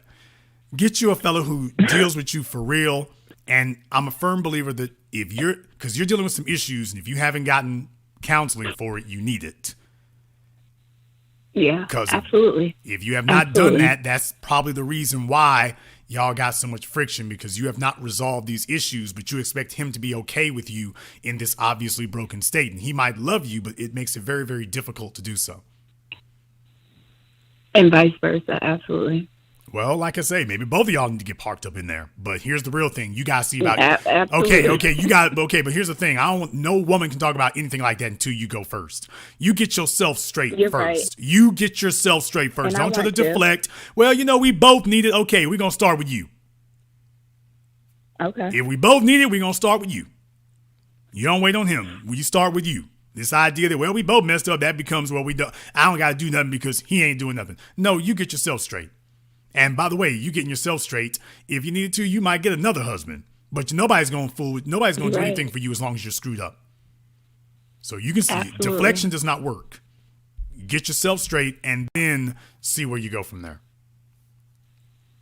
Thank you. Thank you very much for giving us a call here tonight. I got to ride for them. Do you see the pain that she is in and the anguish that's been caused? And then you're going to have a bunch of dumbass sluts out here trying to tell y'all that everything is fine with her and everything is okay. They are smiling through their tears, and I'm here to say enough of that garbage. Call America code 561. You're on live with The Business. What's your name? Where are you calling from? It's Jay from Palm Beach. Jay from Palm Beach. What's on your mind? I'm just trying to get some clarity. You said single mothers are ruining motherhood. No, I didn't say are ruining. I said ruined. Past tense. Done. Okay, yeah, because, I'm from a single mother, but my father died a little bit after I was born, and my mother really didn't have anybody in the household until me and my siblings got grown, and, we fairly came out pretty well, so I just wanted to get some clarity for that. Okay, well, I'm glad if you feel that way, but here's the only issue I would have with that. When we say that our children turned out okay, I take a look at the global competitive environment. I don't compare you to the other kids in your neighborhood. I got to take a look at the globe, the planet that you're going out into. And if you're competitive on that level, if that's the case, maybe you got lucky. Maybe you did. But if that's Understood. Not the case, take my call, if it's just good enough for the block, that's the thing. Thank you very much for giving us a call here tonight. I got to understand, like I said, you can't let your if you're raised by a single mother, you can't let her define what okay is. You have to go into the world, and that defines what is okay. Caller from area code 516. You're on live with The Business. What's your name? Where are you calling from? Hey, my name's Elle. I'm calling from New York. Okay, you say your name is Elle? Mm-hmm. Hello, Elle. Where at in New York are you calling from? Can I keep that private? No, ma'am, you cannot. I'm If you from New can, York City. ma'am, if you cannot get off the phone, we gotta go into somebody else. Which borough are you from? So I'm from Brooklyn. That's where I'm coming from. Yeah. Okay, there's a bunch of folk named with the letter L in their name from Brooklyn, so get over it. What's on your mind? Okay. I love this. So I actually just popped in because, I was on YouTube and I guess like the algorithm kind of brought me here. So, yeah. So, I mean, I'm coming from a 2-parent household, and I'm a Black woman. I just feel like it's kind of sad that, I'm in the minority, and, I never try to flex that, oh, I'm from, my parents are still together. It's just like, this should just be a commonplace thing. And I feel like this is a cultural thing at this point. I feel like this is something that Black people, we must want it to be like this, because there's no reason why a Black man and a Black woman can't be together. I feel like at this point, we're just not trying. I don't think it's just the woman's fault or the man's fault. I think it's both. Okay. 75% of Black children are born to single mothers. How is that not the women's, primarily the women's fault? Yeah, because you need 2 people to have sex and get a baby. So okay, I mean, ma'am, no, actually, ma'am, no. You need 2 people to get pregnant. You need 1 to give birth. Yeah. And the laws right. of the laws of the land now have fully stipulated that no woman can be forced to give birth. So the men have been completely, rightly or wrongly, removed from the equation. Were you not aware of that? So and that's another thing. Okay, I mean, ma'am. I asked a question. The men have been completely removed from that equation. I am asking you, yes or no, were you aware that the men have been removed completely from the birth equation now?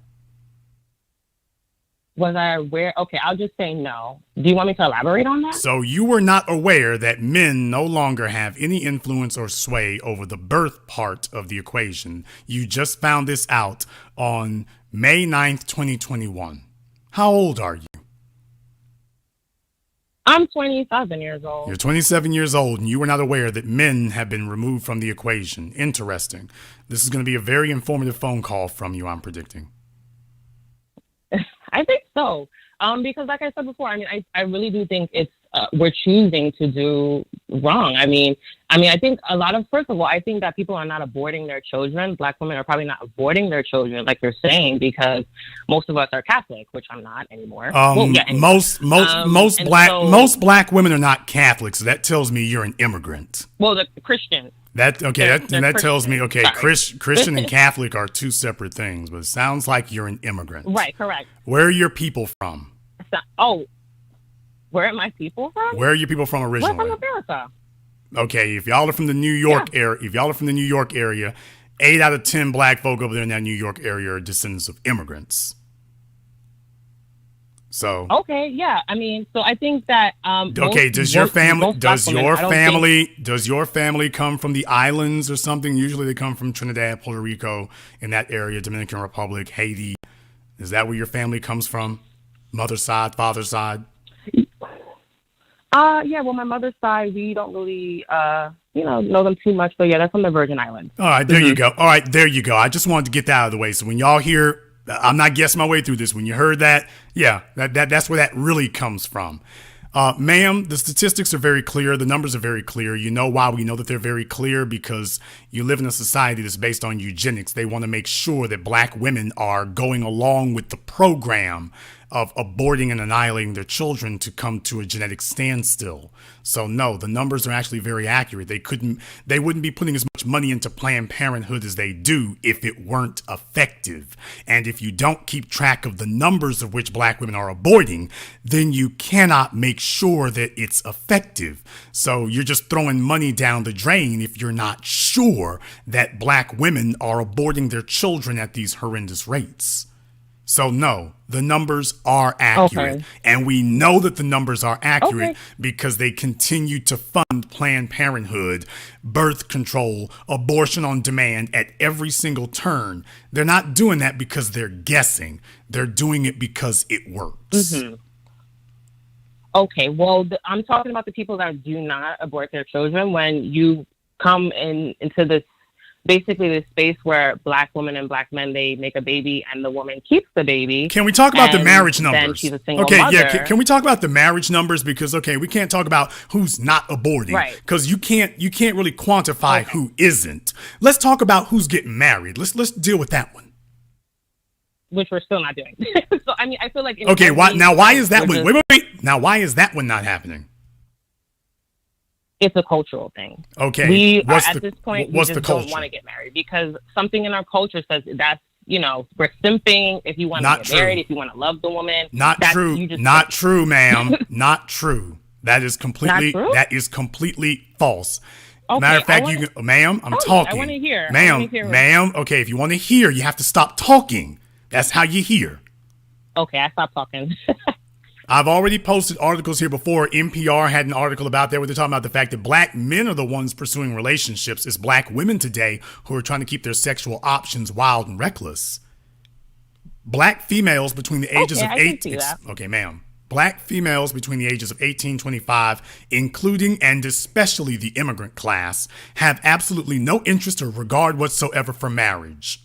As long as they can get sex, they are perfectly fine, and their social behavior, their music listening habits, their clothing, their posts on social media validate all of that and confirms it completely. They are not interested in becoming wives. The males are talking about it. Now, 60% of black females of dating age are single mothers. But guess what? 60% of black males on the whole are single and or childless. Now, the 60%. We're not going to dance past that. The 60% of females out here are becoming single moms, but 60% of the males out here are not, and only about 15% are single fathers. Yikes! I think we just found our problem. Now, here's the other thing about it. If only 15% of the guys out here are single dads, unwed single fathers, but 60% of the females are single moms, they're not getting those babies by the men who are single and childless. The 60%, they're not getting the kids by them. So it's not a 1-to-1 ratio, which is what your statement would imply, and that's totally false.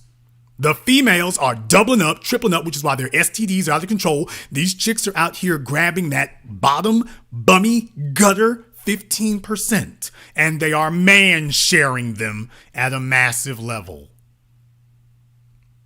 And that's an ugly reality to have to face, but New York City is an incubator for that kind of stuff. And the sexual behaviors, the wild, dirty, degenerate sexual behaviors that infest the cesspool of New York City are the proof of it. Hell, the governor and the mayor are both partakers in it. Your governor and the mayor are both sexual degenerates. So when you look at New York, Atlanta, Chicago, Detroit, DC, what do they all have in common? The females' draws are up for grabs to anybody, but the females would prefer a gutter degenerate. Now that's their preference, because those kind of guys are quote, reckless and exciting. And the game that's being played today is that as females, the society is giving you a pass to be as sexually reckless and selfish as you please to be, and that you will be shielded from the consequences. And the only consequence that they've shielded you from is giving birth, which means that black women fell for the trick bag willfully. The only thing you've been protected from is birth. You know what else you've been protected from? Not living in poverty. You've been protected from that too. Having an affluent life, you've been protected from that. Having husbands, you've been protected from that too. Let's just be very, very clear. You're in your 20s. Your black female peers are not sitting down with you in groups of women discussing how great of wife material you all are. You all don't sit down. There are no YouTube channels where black women get together and say, let us discuss how great of wife material we are. How much we love being wives. It ain't there. If anybody tried it, the women would revolt. No, ma'am. It is the men who host the discussions of where are the black women who are wife material. The black women don't even bring up the words. They don't even bring up the terms. Tell me where they do. I think they do, though. Okay, tell me where. I think. No. Tell me where. Tell me where. Because you might be making it up and lying. So tell me where you see this. So I can go look it up and see for myself right now. I've been on Sin G. Yeah, you can go on maybe Sin G's channel. Are you crazy? Okay, so y'all have to understand, this is one of them. Are you talking about Cynthia G? I got stuff. You're talking about Cynthia G? Yeah, well, she does put the onus too much on the black men. Onus too much. She's built an entire psycho career of it. And and when she finally decided to get pregnant herself, did she get married first? She didn't get pregnant. Cynthia G is not pregnant. What I'm trying to say is, there's a child denial. Child. No, she doesn't have a child. Child. What? She doesn't. Oh, I'm the child. Okay, yeah. Did you want something? Did you have something to say? Because I still think that I'm seeing from both sides. Where are the good men? Where are the good women? I think that there is a disconnect. I think there's something wrong. And also black men are going to other communities and making the women single mothers as well. So I think this is a problem, and we need to explain to me, where are the men outside of black society? If black women are not the cause of the problem, where are the men outside the black society to shore up those numbers? Because the marriage rates among black men is higher than among black women. How can that be? If the black men are equally the problem, why is it that the marriage rates numbers are not equal across the board then? I don't know. Yeah, you do know. I mean, you're saying that you do. women... Actually, you do know. No, you do know. You do know the answer. Look, if you want to be intellectually dishonest, that's okay. If you want to sit here and lie and say you don't know when you do, I just presented you with the numbers and the math. You are very well aware. Black women are not having a bunch of non-black men coming in to say, you know what, them black men don't appreciate how great y'all are, and they're just a whole bunch of great wife material just sitting here on the street corner on this lonesome. Let me scoop them up. That's not happening. Nobody is complaining. Okay, no one is complaining that.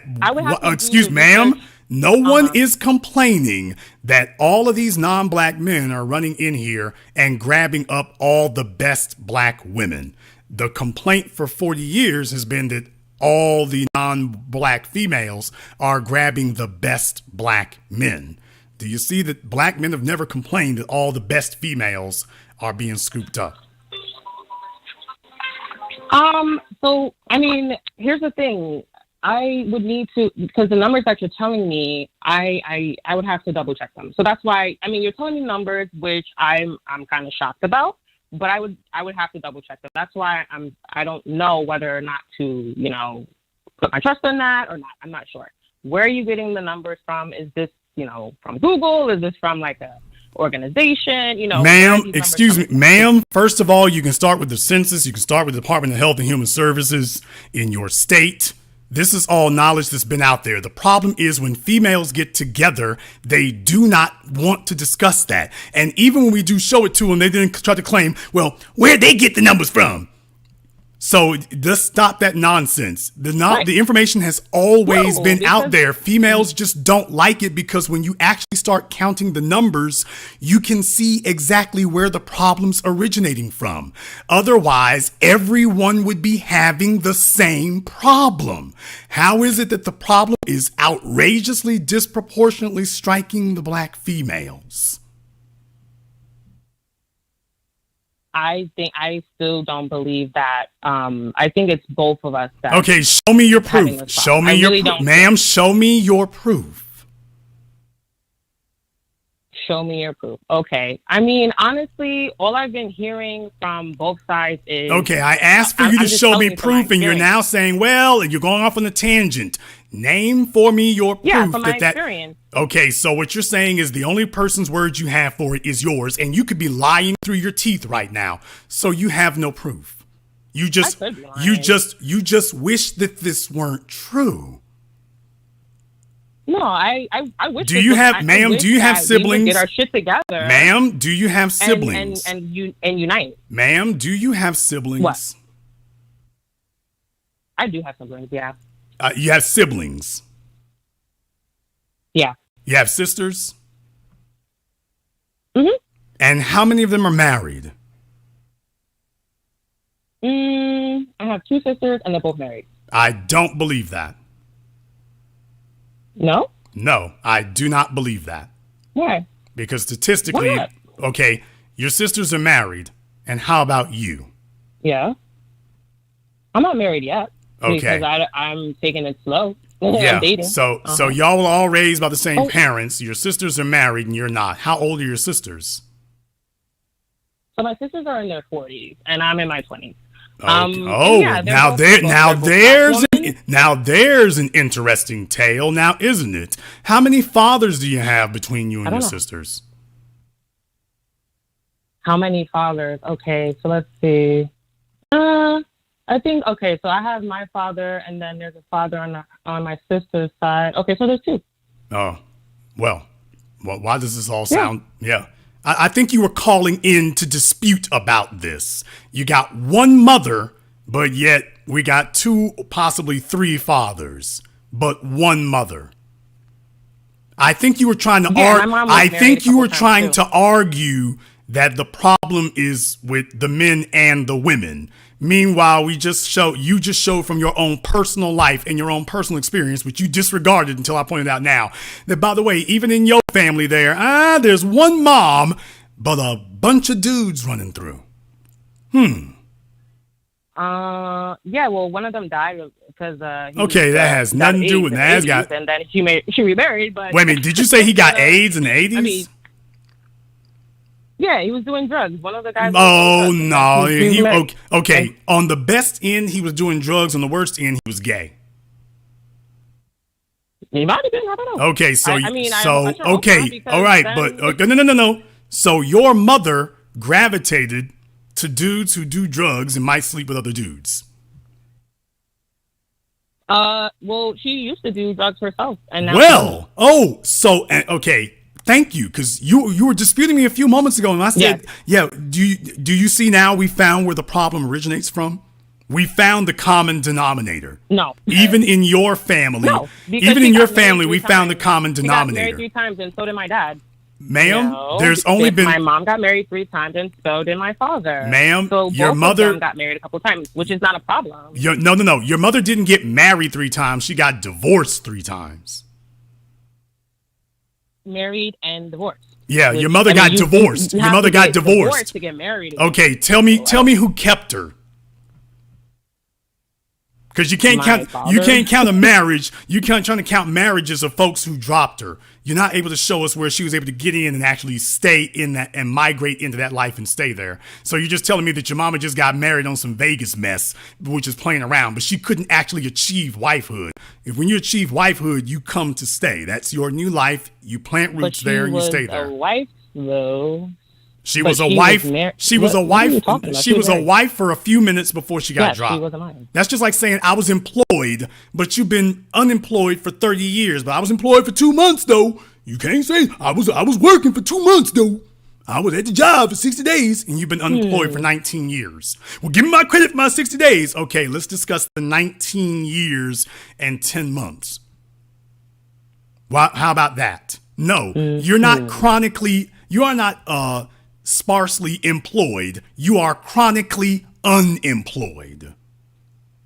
You've been married and divorced 3 times. You're not a good wife. You are a good divorce. Yeah? You're a good chronic divorcee. You're not a good wife. Oh, but why such the hostility if she's married now? She's been married for 27 years. Like, I don't understand. I mean. First of all, I have no way. I have no way of validating that. If you'd like to send me a link to your social media, well, maybe you just don't want to validate Okay, sure. You know what? Send me a link. Send me a link to your social. I think that's a good idea. Send me a link to email me a link to your social media, and I'll check it out right now, live on the air. But wait, no. I want to know. But I want to know. But I want to know. But I want to know. But I want to know. Why don't you believe that this is? No, because no. We don't take people's words here. No. Folk could be lying. We don't take people's words here for it. The only honest way to do this is bring your documentation. So I've told you where to get my documentation. You said, well, how do you know this? Why don't you want to believe that? Okay, fine. You know what? I won't take your word for it. Let me go ahead and see. Send me a link to your social media. If you're not lying, I'll check it out real quick. And if it turns out that what you're saying is accurate, I will update what I've said.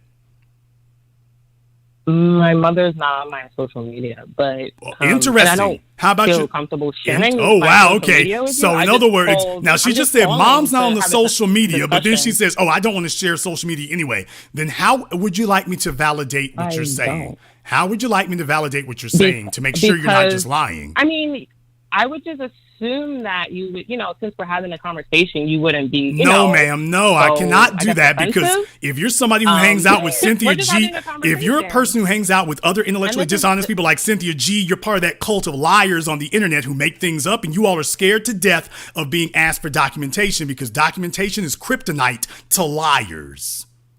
So if you're not lying, you should be able to, if you're not lying, you should be able to present something, and we'll just keep it between you and me. I'm not going to post it on the internet for the world. It just stays between just you and me. I don't know. Like I said, I do this every day. I do this every day. I do this all the time. I do this every day. I do this all the time. Right. Okay. Here's the deal. Then here's the deal. I would like to have a conversation. Okay. Here's the deal. I don't mind that. Here's the deal. I don't mind that. You cannot make claims that you cannot validate. That's the deal. Mm-hmm. So you can't make the claim. If you cannot validate the claim, you can't make it. Do you think that it's possible that a black woman and a black man can be together for 30 years, or you're just saying that that's not possible? I'm saying that you're probably making that up because you're talking about, the folks can be together, but they don't want to. No, we're dealing with a situation where the females have adopted a culture of being unworthy of wifehood. The males are not having the same problem.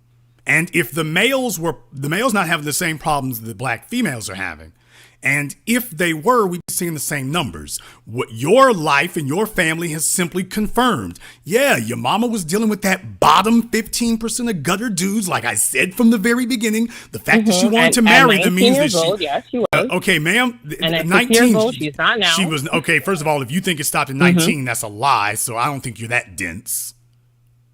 I don't think you're that dense to say it stopped at 19. And furthermore, 19 is not a child. 19 is very grown and very aware of what you're doing. Very grown and very aware.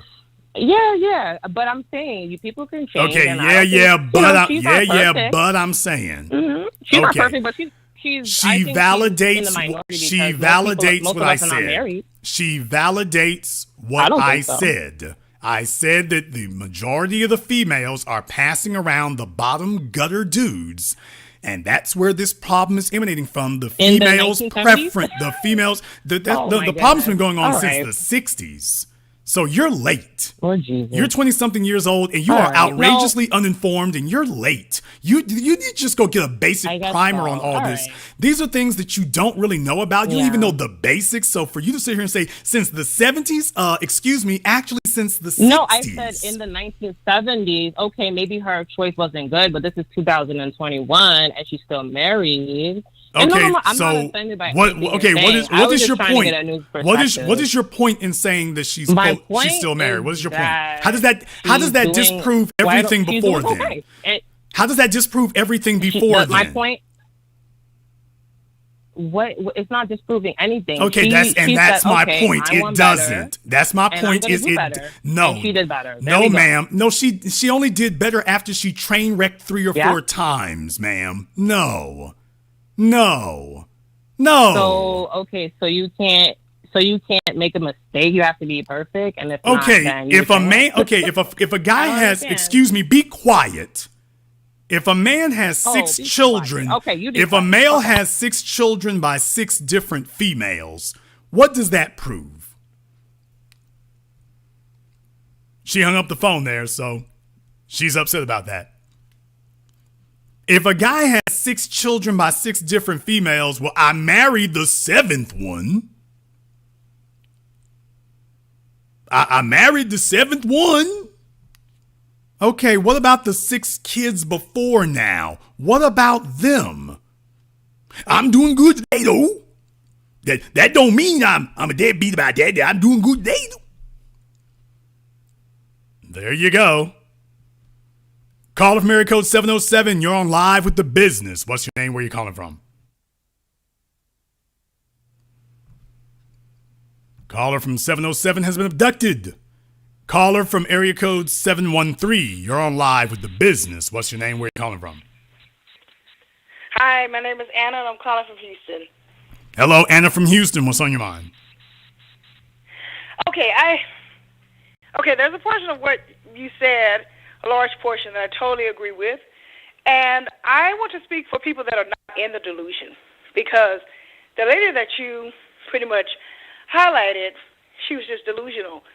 But what about those that are not delusional? I don't see single parenthood being a workhorse. I don't see any of those things as honorable. Now, in my case is different from hers. My parents were married, mother very religious, they really didn't divorce. Father was violent.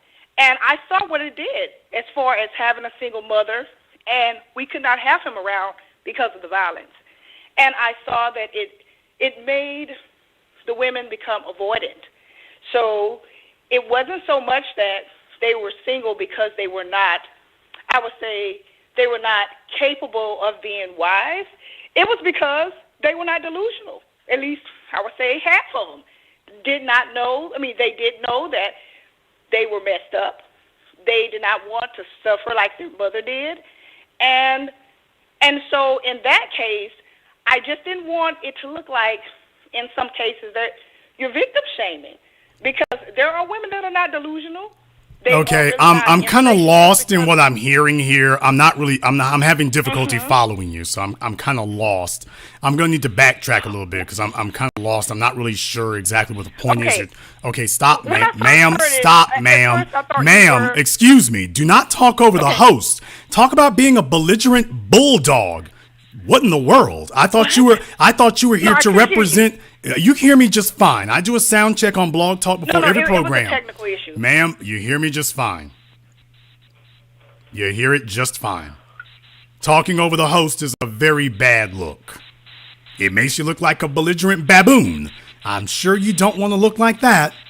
Well, maybe you do. I'm not certain. not. Maybe you do. But I would try to lead you in a different direction. Maybe you do. You were saying something there, and it might have been clear to you, but it was not very clear to me what you're trying to say and what the angle here is for it. And I heard something about victim shaming, but by the way, when folks use terms like victim shaming, that's usually because they're trying to prejudice an argument without actually making it. So that's the resort of weak, intellectually deficient individuals. If you can explain something, you don't have to use those terms. It will be self-evident. If you got to point it out, that's because you understand you can't really make a point. Just saying. That's a pro tip. That's a pro. I have a point. Ma'am, excuse me. My point is, ma'am, excuse me. I'm hosting my program. Okay. There's a pro. That was a pro tip for you. And I can just make the point. Ma'am, I don't need you to talk while I'm talking. Is there some aspect of that you don't understand? Which is when the host is talking, you don't talk? It's called delay, dear. Ma'am, Delay. there is no delay. Sometimes I it's never not stopped serious. speaking. I never stopped talking. You just started interjecting. So no, ma'am, get back on your Ritalin. You're not doing very well off of it. You're not doing very well. Your attempt to skip your meds is meeting with terrible consequences. You're off your meds and they ain't going well. Now, first of all, I'm not sure what you mean by saying that the women are not delusional. First of all, this lie that black women have been put upon or oppressed. The problem is when you let the losers tell the story, they will always paint themselves as the victims. There are no victims in black female society. So when someone talks about victim shaming, you know you're dealing with a liar from the beginning because there are no victims. Ma'am, if your mouth, mind if I ma'am, let me say this to you Because one when time. I spoke of People are victim not going to shaming, hear the it both had of us nothing talking at the to same do with time. what the I'm narrative hosting my that you're trying to program. paint. Ma'am, if you open your mouth again while I'm hosting my program, I'm just going to send you on your way. I'm actually thankful that I did call because I actually see how this works. Caller from area code 630. You're on live with The Business. What's your name? Where you calling from? This is Nick. I'm calling from Chicago by way of Houston. Nick from Chicago. What's on your mind? Yeah, I wanted to add in. I had to take that off the speaker. I wanted to add in something here.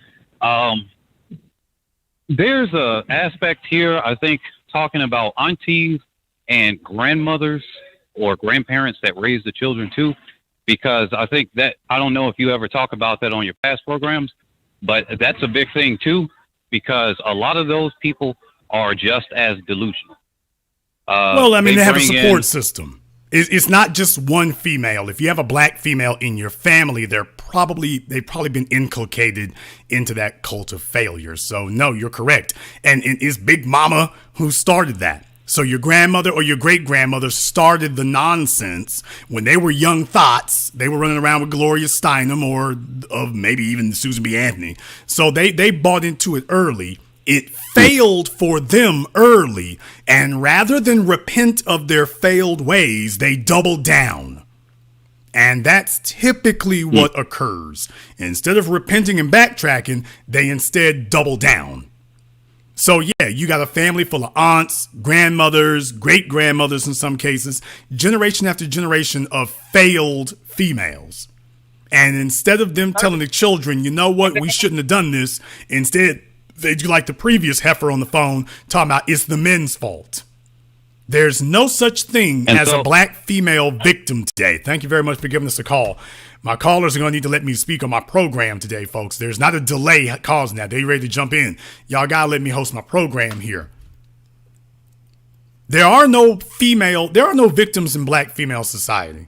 There are none. If you let them tell the story, they will always write their choices as being a victim. So when they laid up with Pookie, Ray Ray, Mike, Lil Slug, Betty Ben, dudes who were doing drugs, dudes who were laying up with other dudes, dudes who were in and out of jail when she was young and thottish and she was using her draws as an amusement park ride, she's going to tell you that she slept with all them dudes, but that it's his fault that he didn't change. This guy was a degenerate and a deadbeat when she met him, but she's going to tell you it was his fault. When she writes the story of her life and recounts it to you, it's his fault. But he was no good when you met him. He wasn't worthy of having children at all. Yeah, but he sure was exciting and I want some thug loving. And when I was in college, I was just a square ass, geeky ass, nerdy ass square chick. So laying up, when I had my opportunity to get run through by the football team, I went for it because that's what made me feel validated. They don't ever tell their stories accurately. They don't ever tell their stories accurately. When they get done, they're going to reclassify all of their mistakes, all of their bad choices the bad choices in men that they preferred. All of a sudden, they're going to rewrite those as, oh, it's the men's fault. The fella I slept with. Okay, but you chose him. You knew his pedigree. You knew his background. He was the one you chose. You can't be a victim of somebody you chose. That's the problem. You can't say, I want the right to choose to be with this man, and I see everything he is, and then when you get everything you asked for, you then claim, oh, I'm a victim. You can't be a victim of the guy you chose. And you're upset and angry and triggered because we're not accepting this bull crap as an excuse or an explanation anymore. If you chose the guy, you just gave up any claim to being a victim. You had the right to choose many others. You disqualified all of them and you insisted on having this one. You cannot be a victim of your choices. You had the power to choose him. You were free to choose. You got what you bought. The problem is you wound up with buyer's remorse. After you got him, you didn't want him anymore.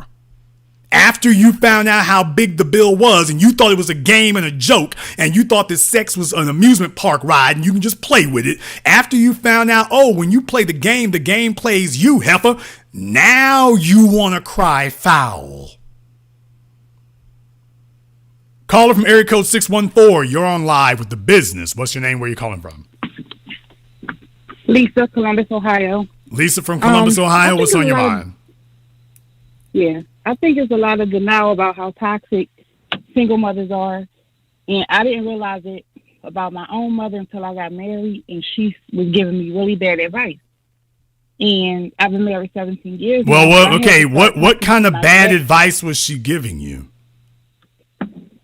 So in the beginning of our marriage, we would have arguments over things, my husband and I. And I would tell her, and she would be like, oh, you need to leave him, like over an argument.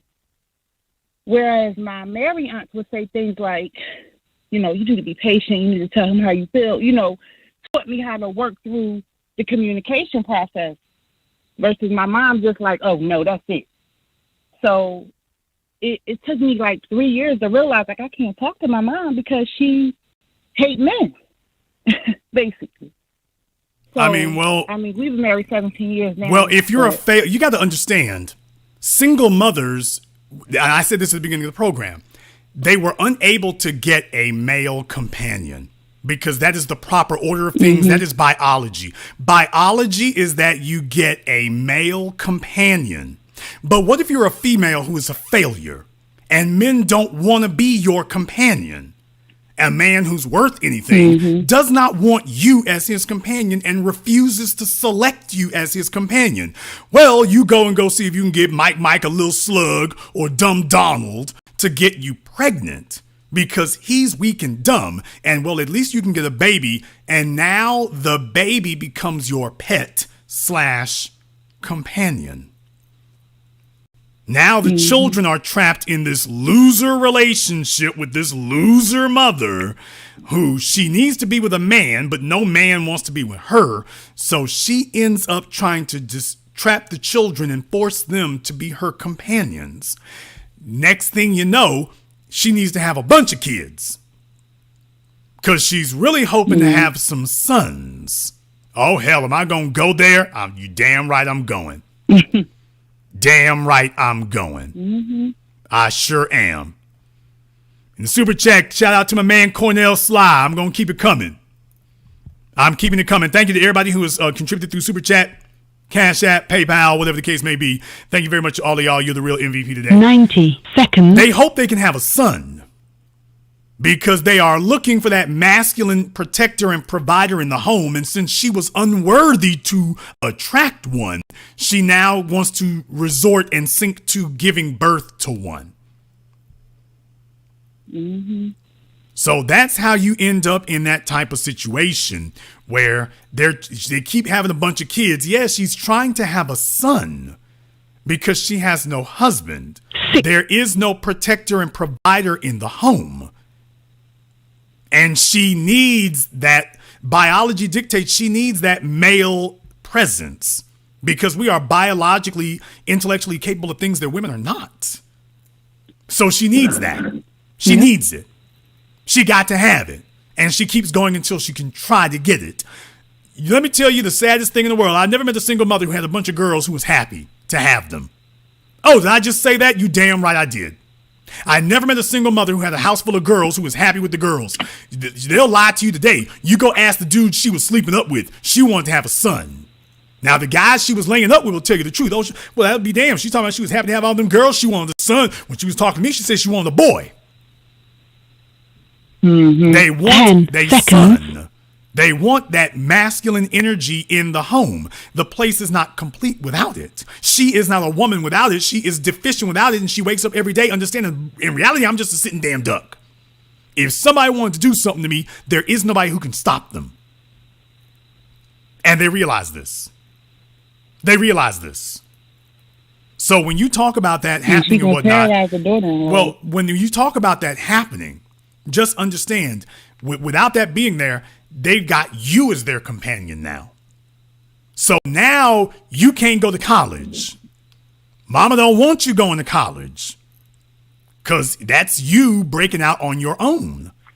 You are leaving her household and clearly signaling that you're going to start your own. Damn sure don't tell her you're going to school out of state.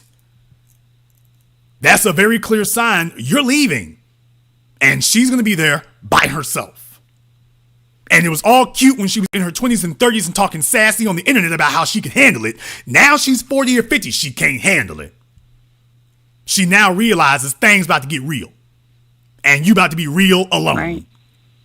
That loneliness starts to tear. That loneliness starts to pull. That little old attitude, neck jerking, and being the loudest, most profane thing at the mall. That was cute. You thought you could get away with it in your 20s. Now it's about to whoop your ass at middle age. Because you gave birth to companions, yeah, but they have the right to leave. And they're leaving. Now you just have a bunch of sad, crippled, sad old women attempting to see what they can do to get their children to come back and be their companions. Because there's no one there. And a female left on her own. Females by nature are nurturing creatures. They need females by nature are here to care for. It's in your biology. It's not something you even have to think about. This is the result of millions of years of evolution and development. You don't have a choice over the matter. It is what you are. If I deprive you of human contact, I can break your psyche as a female. I can break it. Why do you think it is when you go down the street and stuff, the homeless folk who talk to themselves the most are the females? Why do you think the females have no problem having babies by random dudes? Because that's better than being alone. Alone. Mm-hmm. Oh, I'm breaking down all the psychology for you all right now. Yeah, I am. She would rather lay up with a nigga that's going to be there for a couple of days than to be alone. She will then tell you that her choice to do that makes her a victim. I'm a victim, but you chose him. Well, it didn't turn out the way I wanted, but you chose him. I didn't want to be alone. Okay, you chose him. Now you want all of us to give you a pass. So your story is very, very typical. And it's just one of those things where usually your parents can teach you by their example. by their advice. In your case, they're going to teach you by the example of what not to do. And fortunately for you, you got smart enough to understand, it's like, Mom, if you had the answers, you'd be in a better place. And some of y'all have to just be honest enough to take a look at your parents and say, you know what? I got to ask myself a question. Do I want to end up like you? Some of y'all are just, it's going to be a brutal reality, but you're just going to ask yourselves, you know what? I got to ask myself a question. Mom, do I really want to grow up to be like you?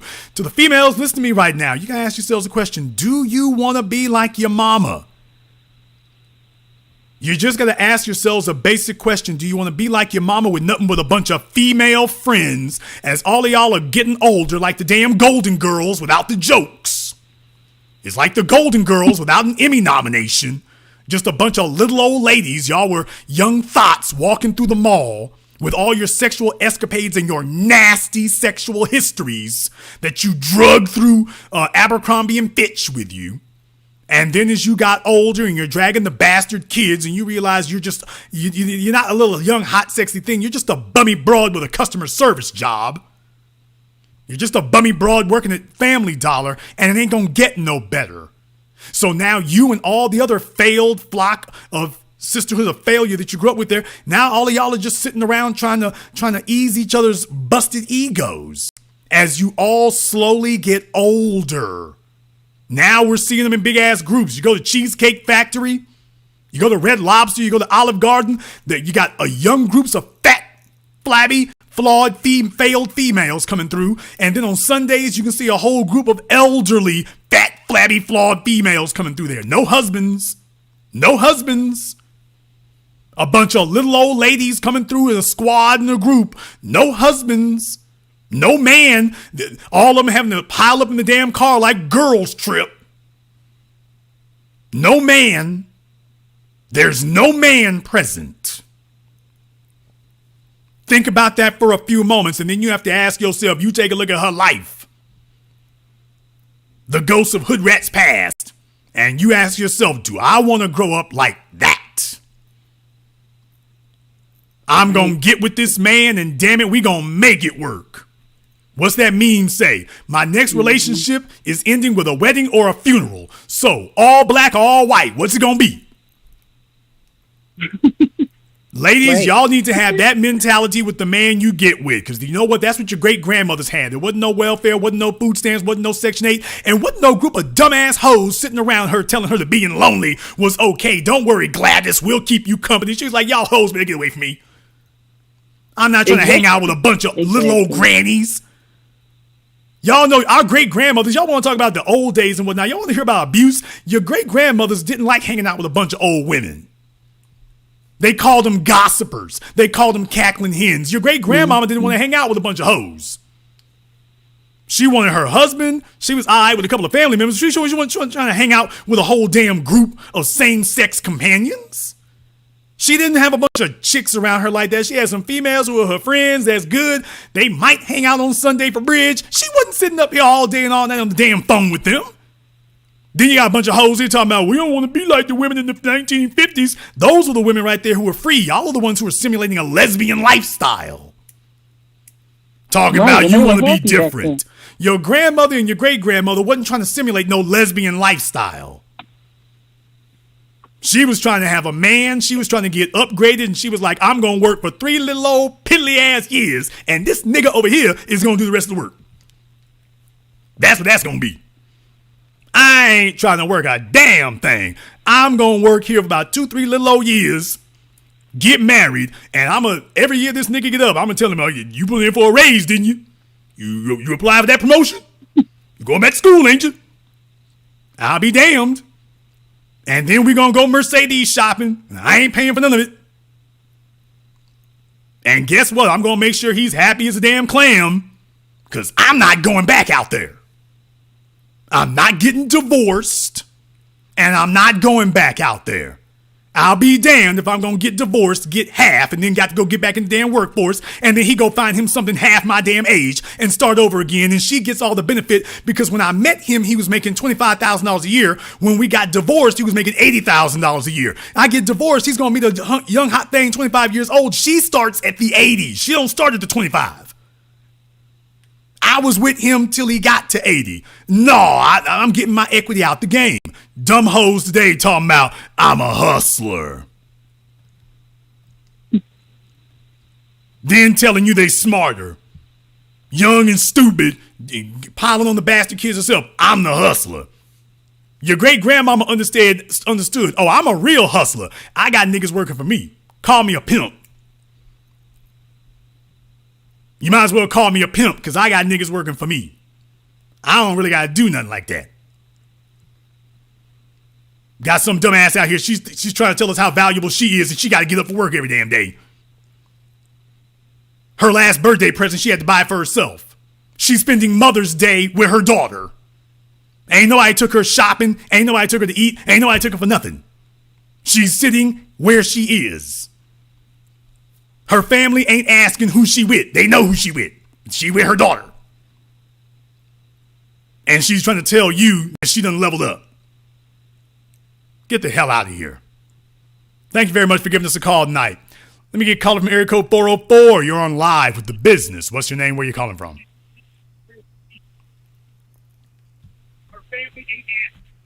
Caller from 404 has been abducted. Caller from area code 843. You're on live with The Business. What's your name? Where you calling from?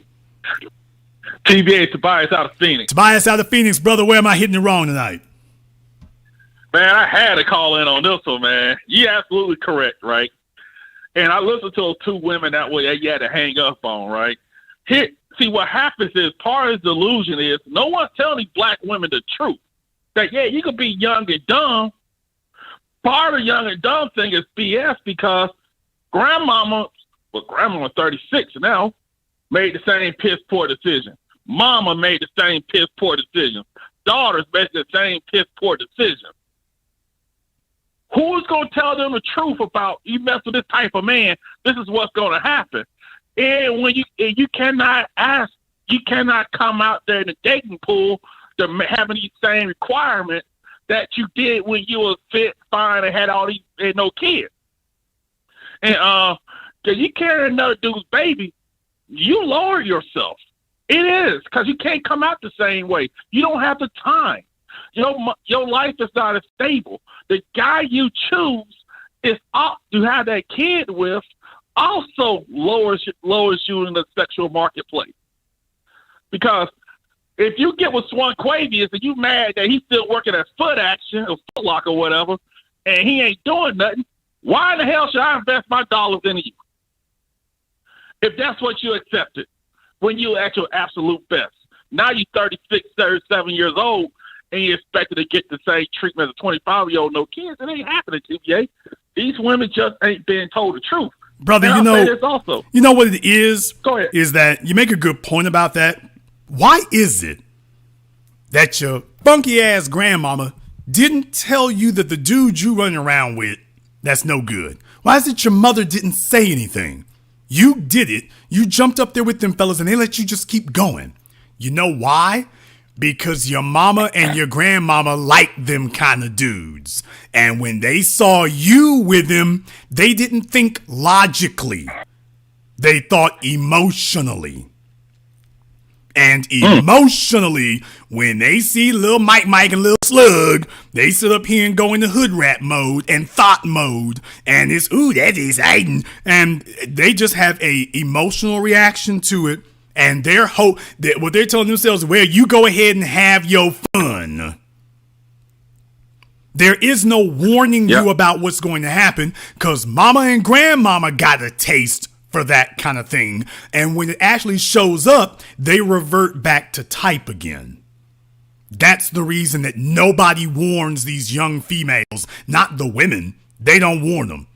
Because grandmama and mama spent their youth getting laid up on by Mike and Slug and Lil Jim and Jim Jones and Tim Jones and Bobby Ray and all the rest of them right there. They spent their young years doing that. So when they see their daughter do the same thing, they can identify with that, Tobias. They can identify with it.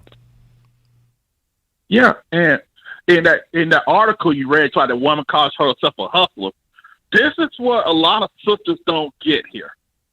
Now, well, all that stuff she talked about, her education and her will to work, all that stuff, those are masculine traits. Those are things that a man presents to a woman we can offer her. We don't care. There's a reason that a guy will wife up the hot chick who works at McDonald's. It's just cooperative, because he's not looking for her to provide him with financial security. Women typically are looking for that, because a man's supposed to if she had a man, she picked the right dude. She could have, quote unquote, hustled without having to worry about the responsibility of paying every single bill, doing all the child care, house maintenance by herself. Because I got a buddy of mine, right? His wife started a wine tasting business. He makes great money. They got three kids. And they told me her sister didn't see the money coming in really until a year. But she had the luxury of having that husband at home handling business while she's able to grow her business. That's how it's supposed to be done. That's what a man's job is supposed to be. But too many of these women think it's the other way around, and they lying to themselves. But their friends, also their homegirls, a lot of them as well. Because I hate to tell y'all this, ladies, men, we tell the truth to each other.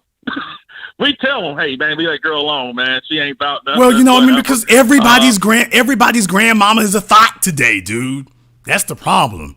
The millennials and whatnot and Generation X, we ain't got any more wise, honorable, respectable. Coretta Scott King, we don't have that anymore.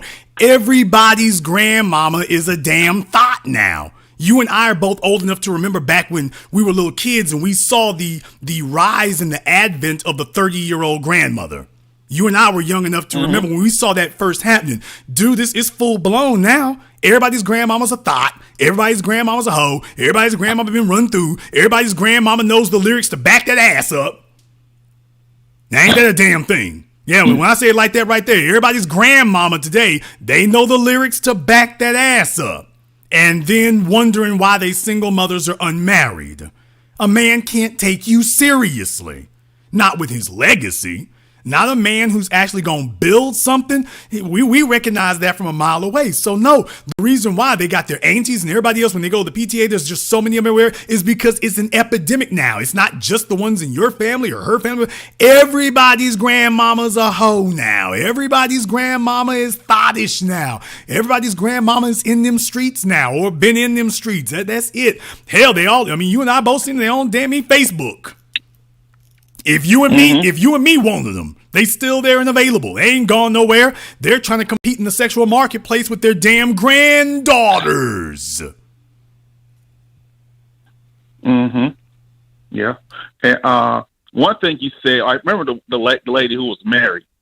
The last caller, she was married, and talking about how like her mama told her always leave, and then the married people said talk it out. What a lot of women don't get is a lot of us fellas.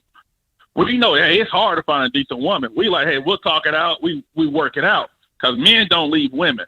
Women leave men. And most of the time, it's for emotional reasons. Because there's no penalty. I see exes I've been with. There's no penalty. The problem is there's no penalty. Yep. Your great-grandmother, if she got divorced, there was an immediate penalty for doing that. Today, we've been told, they've literally told them that you can enter a marriage if you feel like it. Whether just because he makes your toes tingle, not because it's a decision that needs to be made from a practical, pragmatic standpoint of what is best for your future. If you think he cute, well, marriage is like a date. It's just everything's a play toy. If your grandmother got married, it was very, very clear. Your future rests on this man.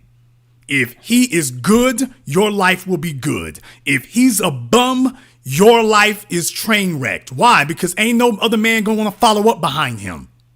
It's very unlikely that you will get anything of an equal or greater caliber. Whatever is the man you married, anybody after him is gonna be a step down. By definition, they'll have to be because he got you at your best. Everybody else is gonna be a step down. Your great grandmother understood it and took it seriously. Because she understood my survival and my well-being hang in the balance. I can't sit up here and make some emotionally based,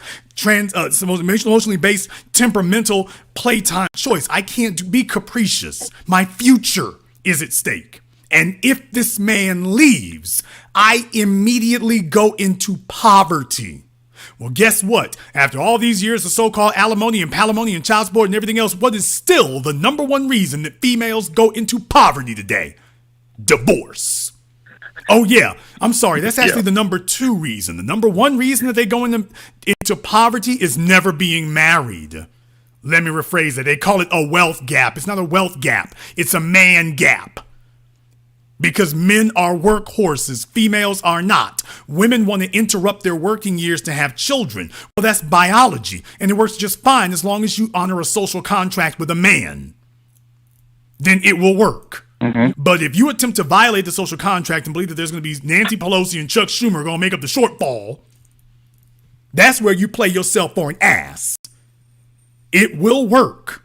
It's always worked. But you must get the man to agree that you are worth it. Problem, too many females out here trying to steal a family. You're not worth being a wife. So you figure, well, grandmama had kids. Yeah, your grandmama had kids and she was freaking miserable. And you are not willing to accept grandmama was miserable and she was wrong. Mama was miserable and she was wrong. And cut them off. Now you are miserable and wrong. And Tobias, you and I are seeing it now. They 16 years old, 17 years old, 18 years old, 19 years old, roaming through the malls, roaming through the shopping plazas, roaming through the grocery stores, 3 and 4 of them. They're at the restaurants. They're coming through in packs like dogs. Failures already out the gate. Never even made it. Poverty is number one reason for divorces. Divorce is number one reason for poverty for women. These chicks never even made it to the altar. They never even got anybody to make them the offer, which means that it's a foregone conclusion that you are going to be impoverished and struggling. And you and I both know. And by the way, ladies, can I just be honest with you here for a minute? Tobias, can we just be cold-blooded for a minute? Can we just be cold-blooded? I'm going to say it. Ain't nobody else going to tell you, but I'm going to say it. I ain't going to lie to you about it. Ladies, it's good out here. Oh, I ain't supposed to say it. It's good out here right now. If you are a black man in your 20s, 30s, 40s, or 50s, your paper is straight and you're single, baby, let me tell you, we run the yard right now. I can't lie to you about it. We run the yard. We've got everything on our side. All the leverage, all the chips are over here.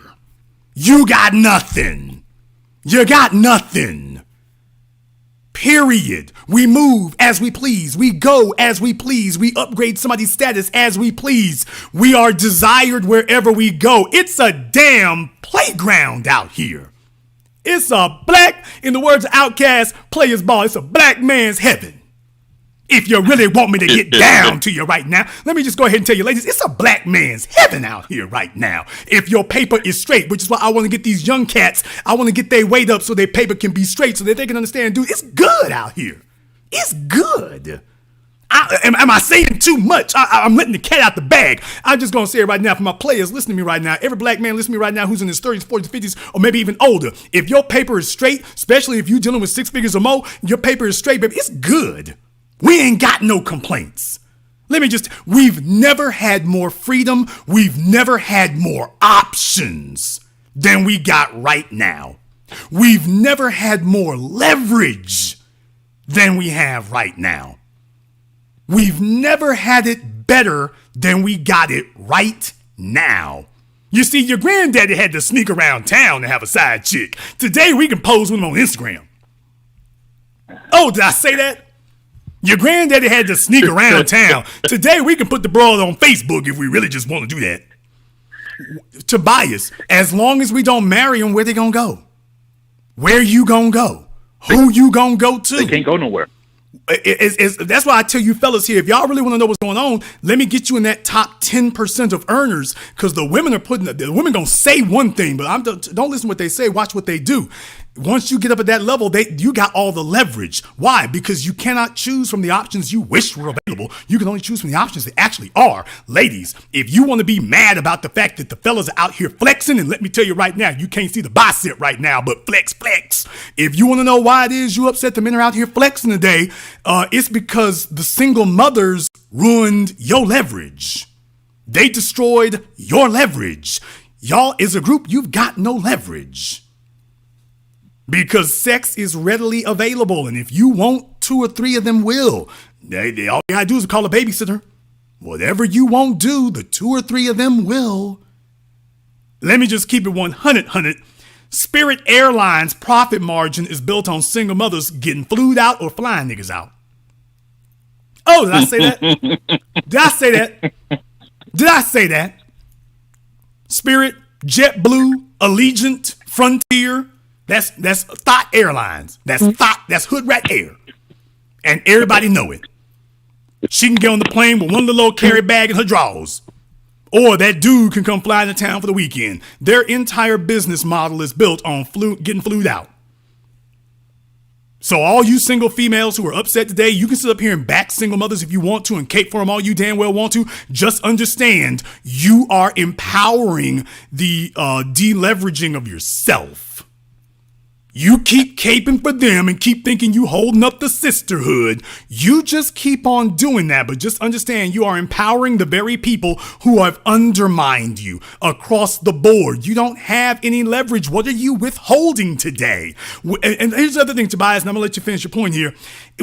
Men already know it's a scramble. It's a mad scramble out here today. That's it. The only females who are not desperate and scrambling right now are the perfect 10s. If you are the average female out here, and it ain't working so great. If you're a 10, you're the only ones out here right now who are not desperate. You're the only ones out here right now who are not struggling. You're the only ones out here right now who don't have complaints. If you are a 10, problem. Only about 1% of you are 10s. The other 99%, you are less than. But let's be very, very clear. Unless you're a perfect 10, you scrambling. You're trying to get a chair before the music stops. And all of us, the men, if you just want me to level with you ladies, if you want me to just come out and say it, I'm just saying it. Yeah, we know. We know that y'all are all desperately, viciously competing. We know. It ain't hard. Y'all talk about y'all's inboxes. You ought to see what ours look like. If you really want to get down to it. The females who work at a call center can't get a date. The fellas who work at a call center can't keep the females off of them. Ladies, if you really just want me to level with you, yeah, that's what it is. That really is what it is. And yes, we do know. And yes, we do relish it. Because when you all were in your 20s and all the pluses were on your side, you was loving it. Well, guess what? The pendulum swung over here. Life is good on this side. It really, really is. I'm trying to help y'all get back in balance. But let's be very, very clear. Marriage is a benefit to a female. It's an obligation to a male. We can have children without marriage, and that doesn't destroy our lives. For a female, having to raise children and care for them full-time by yourself on one income, that basically has, wherever you financially are right then, you dead end and stop right there. Because you're not a workhorse. Your life revolves around your children. You will either be financially successful, or you will be successful raising children. You will not do both. So once you have the kid, we just blow up your finances. That's how these niggas you got pregnant by, they knew if they got you pregnant, you stuck with him. And he knows it. Because you're a paperweight and an albatross to another man. So for the ladies who just wanted me to go out and say it, I'm just saying it to you right now. I don't have to say it again, but yeah, if you just want somebody to just come out and say it, yeah. Life is good right now. We got all the pluses. We got all the leverage. It's a feeding frenzy. The competition has never been more fierce.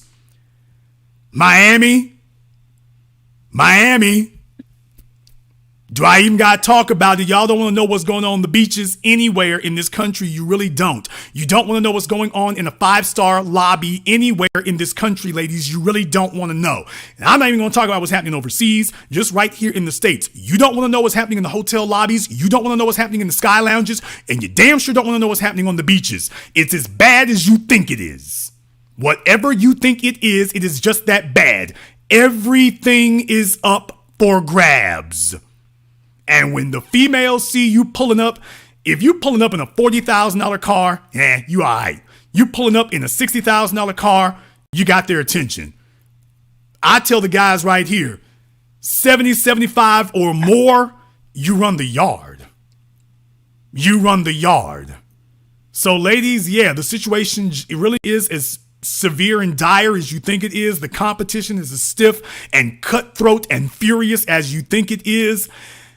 For those of us who got it, it really is what you think it is. Yes, it is. And no, we make no apologies. And yes, we flexing. Tobias, I'll let you have the last word.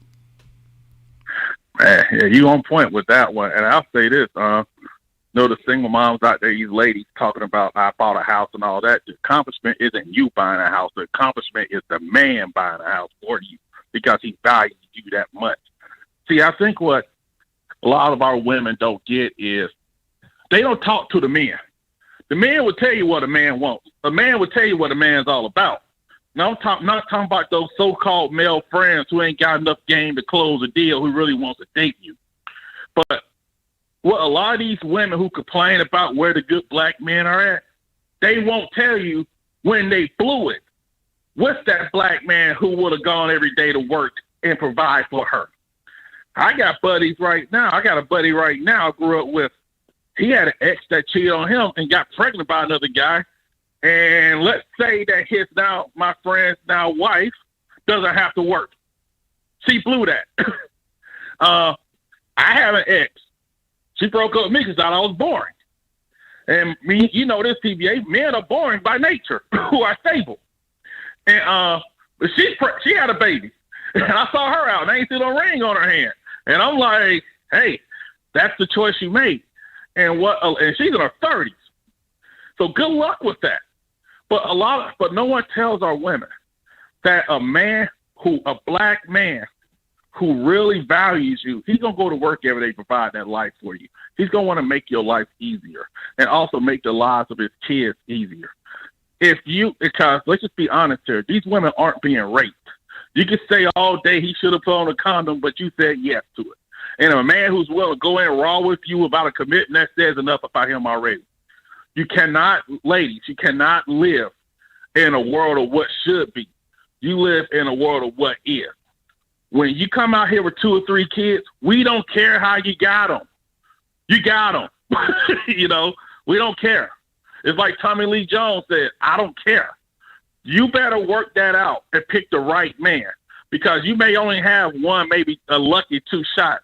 And if you do have kids with somebody, hey, if you meet a dude who's willing to take care of you like that, even though you got a kid or 2, he ain't 6'4", you better hop on it because ain't no man ever woke up saying, man, I want to be a stepdad. They just do it because they feel like, okay, man has a quality to look up. But you have to understand your place here. And like you said, T, my last thing about making enough money, you're right. I fly women out. I'm just being single. It ain't really that much money to fly anybody out when you think about it.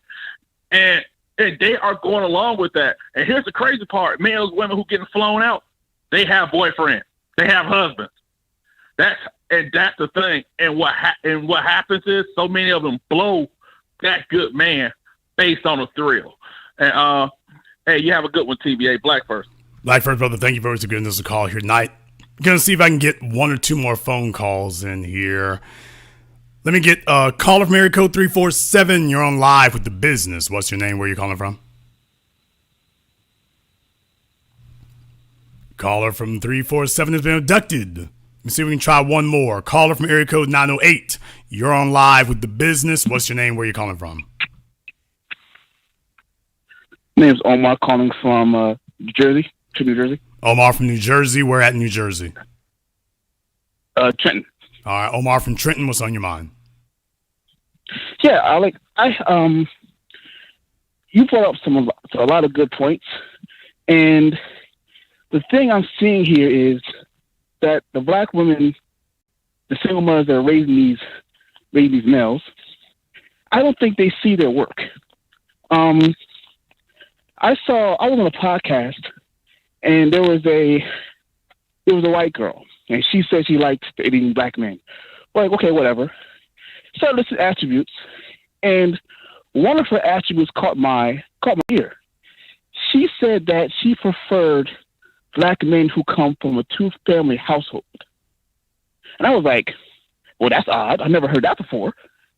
And I started thinking, you know what? We can't assume that other races of women don't see the deficiency in the men that are being raised by black single mothers. They do. They see it. And I'm saying to myself, you know, I wouldn't be surprised if this white girl would go to some of these black women and say, oh, you're a strong black woman. You know what I'm saying? You're doing it on your own. Congratulations. At the same time, knowing that the product that you're raising is defective. Well, here's the problem. Here's the problem. It's not defective when it's your design. Now, the end results are not desirable. But let's just be very, very clear. It's like the old saying goes, if there's somebody hurting in this world, there's somebody benefiting from it. So you're correct in what you're saying. Ultimately, it's a flawed product, but it's not defective from their perspective because that was how it was designed. It was designed to be able to do that. And with that being the case, there's where the issue comes in. So just keep that in mind. Thank you very much for giving us a call here tonight. Let me get a call from area code 832. You're on live with The Business. What's your name? Where are you calling from? Okay, caller from 832 has been abducted. Caller from area code 317. You're on live with The Business. What's your name? Where are you calling from?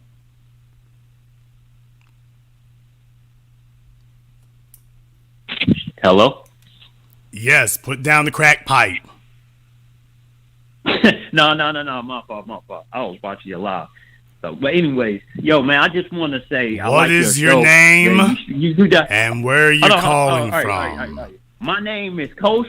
I specialize in certified ethical hacking. I'm also a community leader for my youth and community. Okay, brother, all I asked was what was your name and where you're calling from. That's all I asked for. I'm just trying to give you your problem. All right. I told him to get off the pipe. He jumped right back on it. So I gave him a minute to get off of it. And he said, I'm back on the pipe again. All right. Look, ladies, this was a public service announcement from The Business.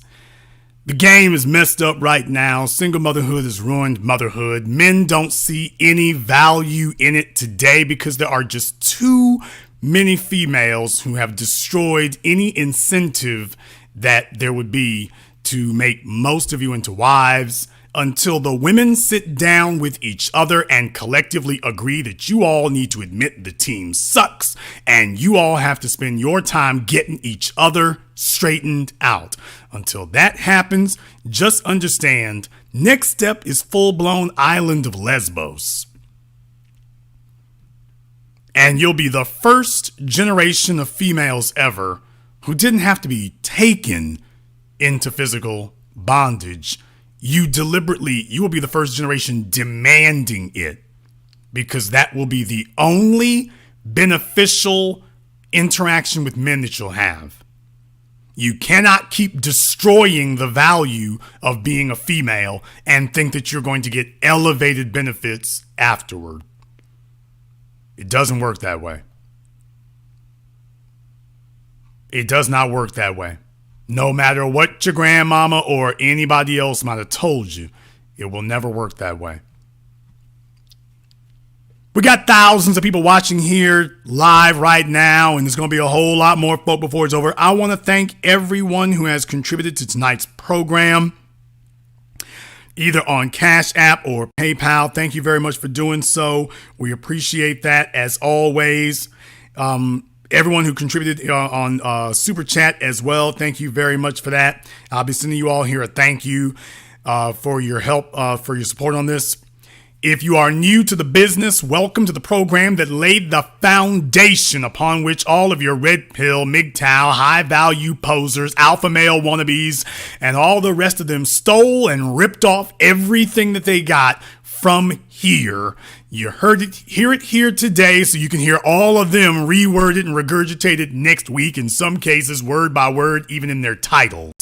If you haven't clicked that red subscribe button, you need to do so now. YouTube does have us under a shadow ban, but hey, if you like what you heard here and you want to give folk the real, share it on your social media. That's how you circumvent those shadow bans.